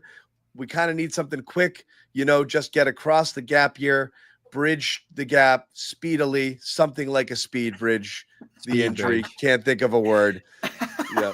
We need a speed bridge trade. What in that sense. word can we use for What word? Celtics What word speed? you want a bridge? But we that's want it fast. I don't Yeah. think it exists. Speed bridge, maybe. I don't know. Doesn't exist. All right, Jimmy, we Anyway, need a speed bridge shirt and a Kornet shirt ASAP. Okay, I'm on it. I'm Please. on it right now. I'm on it with, All right. with my merch guy. Game 6 versus the Celtics and the Knicks, Friday, 8 p.m. Garden Report will be back here. Noah, Bobby, Oh God, Ahmed. the game's at 8. I forgot. You I guys are didn't going give to my be prediction. Can I give my prediction? Yes. Be careful. I think the Celtics are going to win the series. Whoa. Okay. And I've only been wrong twice all year. You're never One wrong. of them was Celtics in 5. Okay. Well- Bobby, I- no. Well- Bobby, no. Bobby, just let Noah have that. Do not. Yeah, I'm not gonna agree say anything. Or disagree. Nothing. Zip it. I'm gonna gonna leave it say. there. I'm gonna say the Celtics are a better road team than a home team. So I think you. How about this? If you believe they can win on Friday, you should feel good about believing that. I'll do this. This will make the people happy. Oh boy. The Celtics are gonna lose this series. Oh, there Ahmed it is. celebrating in the background. There it is. There you go. A little bit different than You're your welcome. sweep take. All right. That's okay. You're welcome. I don't actually Let's believe just- that. I don't know. See, John he's already, We'll he's see. already saying too much. I don't know. Sorry, One way or John. another. I don't either. How do you feel, John? I don't know. I don't know how I felt about this one. Because I actually I felt my fear okay about was, this one. My fear was, and it started to come true in the second, is they'd come out doing okay, but then they just wouldn't have enough firepower, and the Knicks would create a little distance, and Yeah. they'd have a difficult time generating enough offense to get back in the game. But they played such good defense, And then obviously you had that Luke surge in the third quarter and getting the Knicks in foul trouble. I thought one of the best things that happened all night was when they got him in foul trouble, they did not let up. How many times have we seen the Celtics get a team in the bonus with like 7 minutes, 8 minutes left, and then they don't go to the free throw line or get 3 fouls or 4 fouls on a guy and not look to attack him? Great. They were in the bonus for 9+ minutes and they utilized it. They kept getting fouls, kept trying make them defend. How many times Brunson tried to defend people with his chin? Like they're in there. They can draw the contact. They can get the cheapies too. When a guy just slips or he's out of position. So that you have to do that. You can't let people off the hook. I love that they did that. So the effort was great. I'd love to believe that they can do it again. I just don't know. The Porzingis thing is just what throws me. Because no more I don't know how many. I don't think we're going to see much more of him. I think Joe said he's available. I'm just saying, we're not going to see much more of him. And I'm just saying I don't know that you can can do it without JT and Porzingis for 2 more. I will say, small point too. That's my fear. Hauser was okay tonight, I thought. Like him actually being available and being able to hit a 3 or 2. He hit 2, right? I want to say. Yeah. That's a helpful thing with Porzingis looking as bad as he is. So I like that too. No one ever wants to talk about Hauser. No one even asked Joe pregame if he's all right. No one cares. Hauser's important. I'm optimistic. I just don't have a good read on it because I just wish, like I said, I wish it wasn't also down Porzingis. It's just a numbers game. Not that the guys out there can't compete. I think they can. It's just your margin for error is so small. But when you're missing 2 massive offensive, generators and creators for your team, it just puts a huge burden on everybody else to step up. Yeah. When you're down your first center and your second center needs to go to forward because Tatum's out, you got your third center and he can slide right up and do some great things. Yeah. Yeah.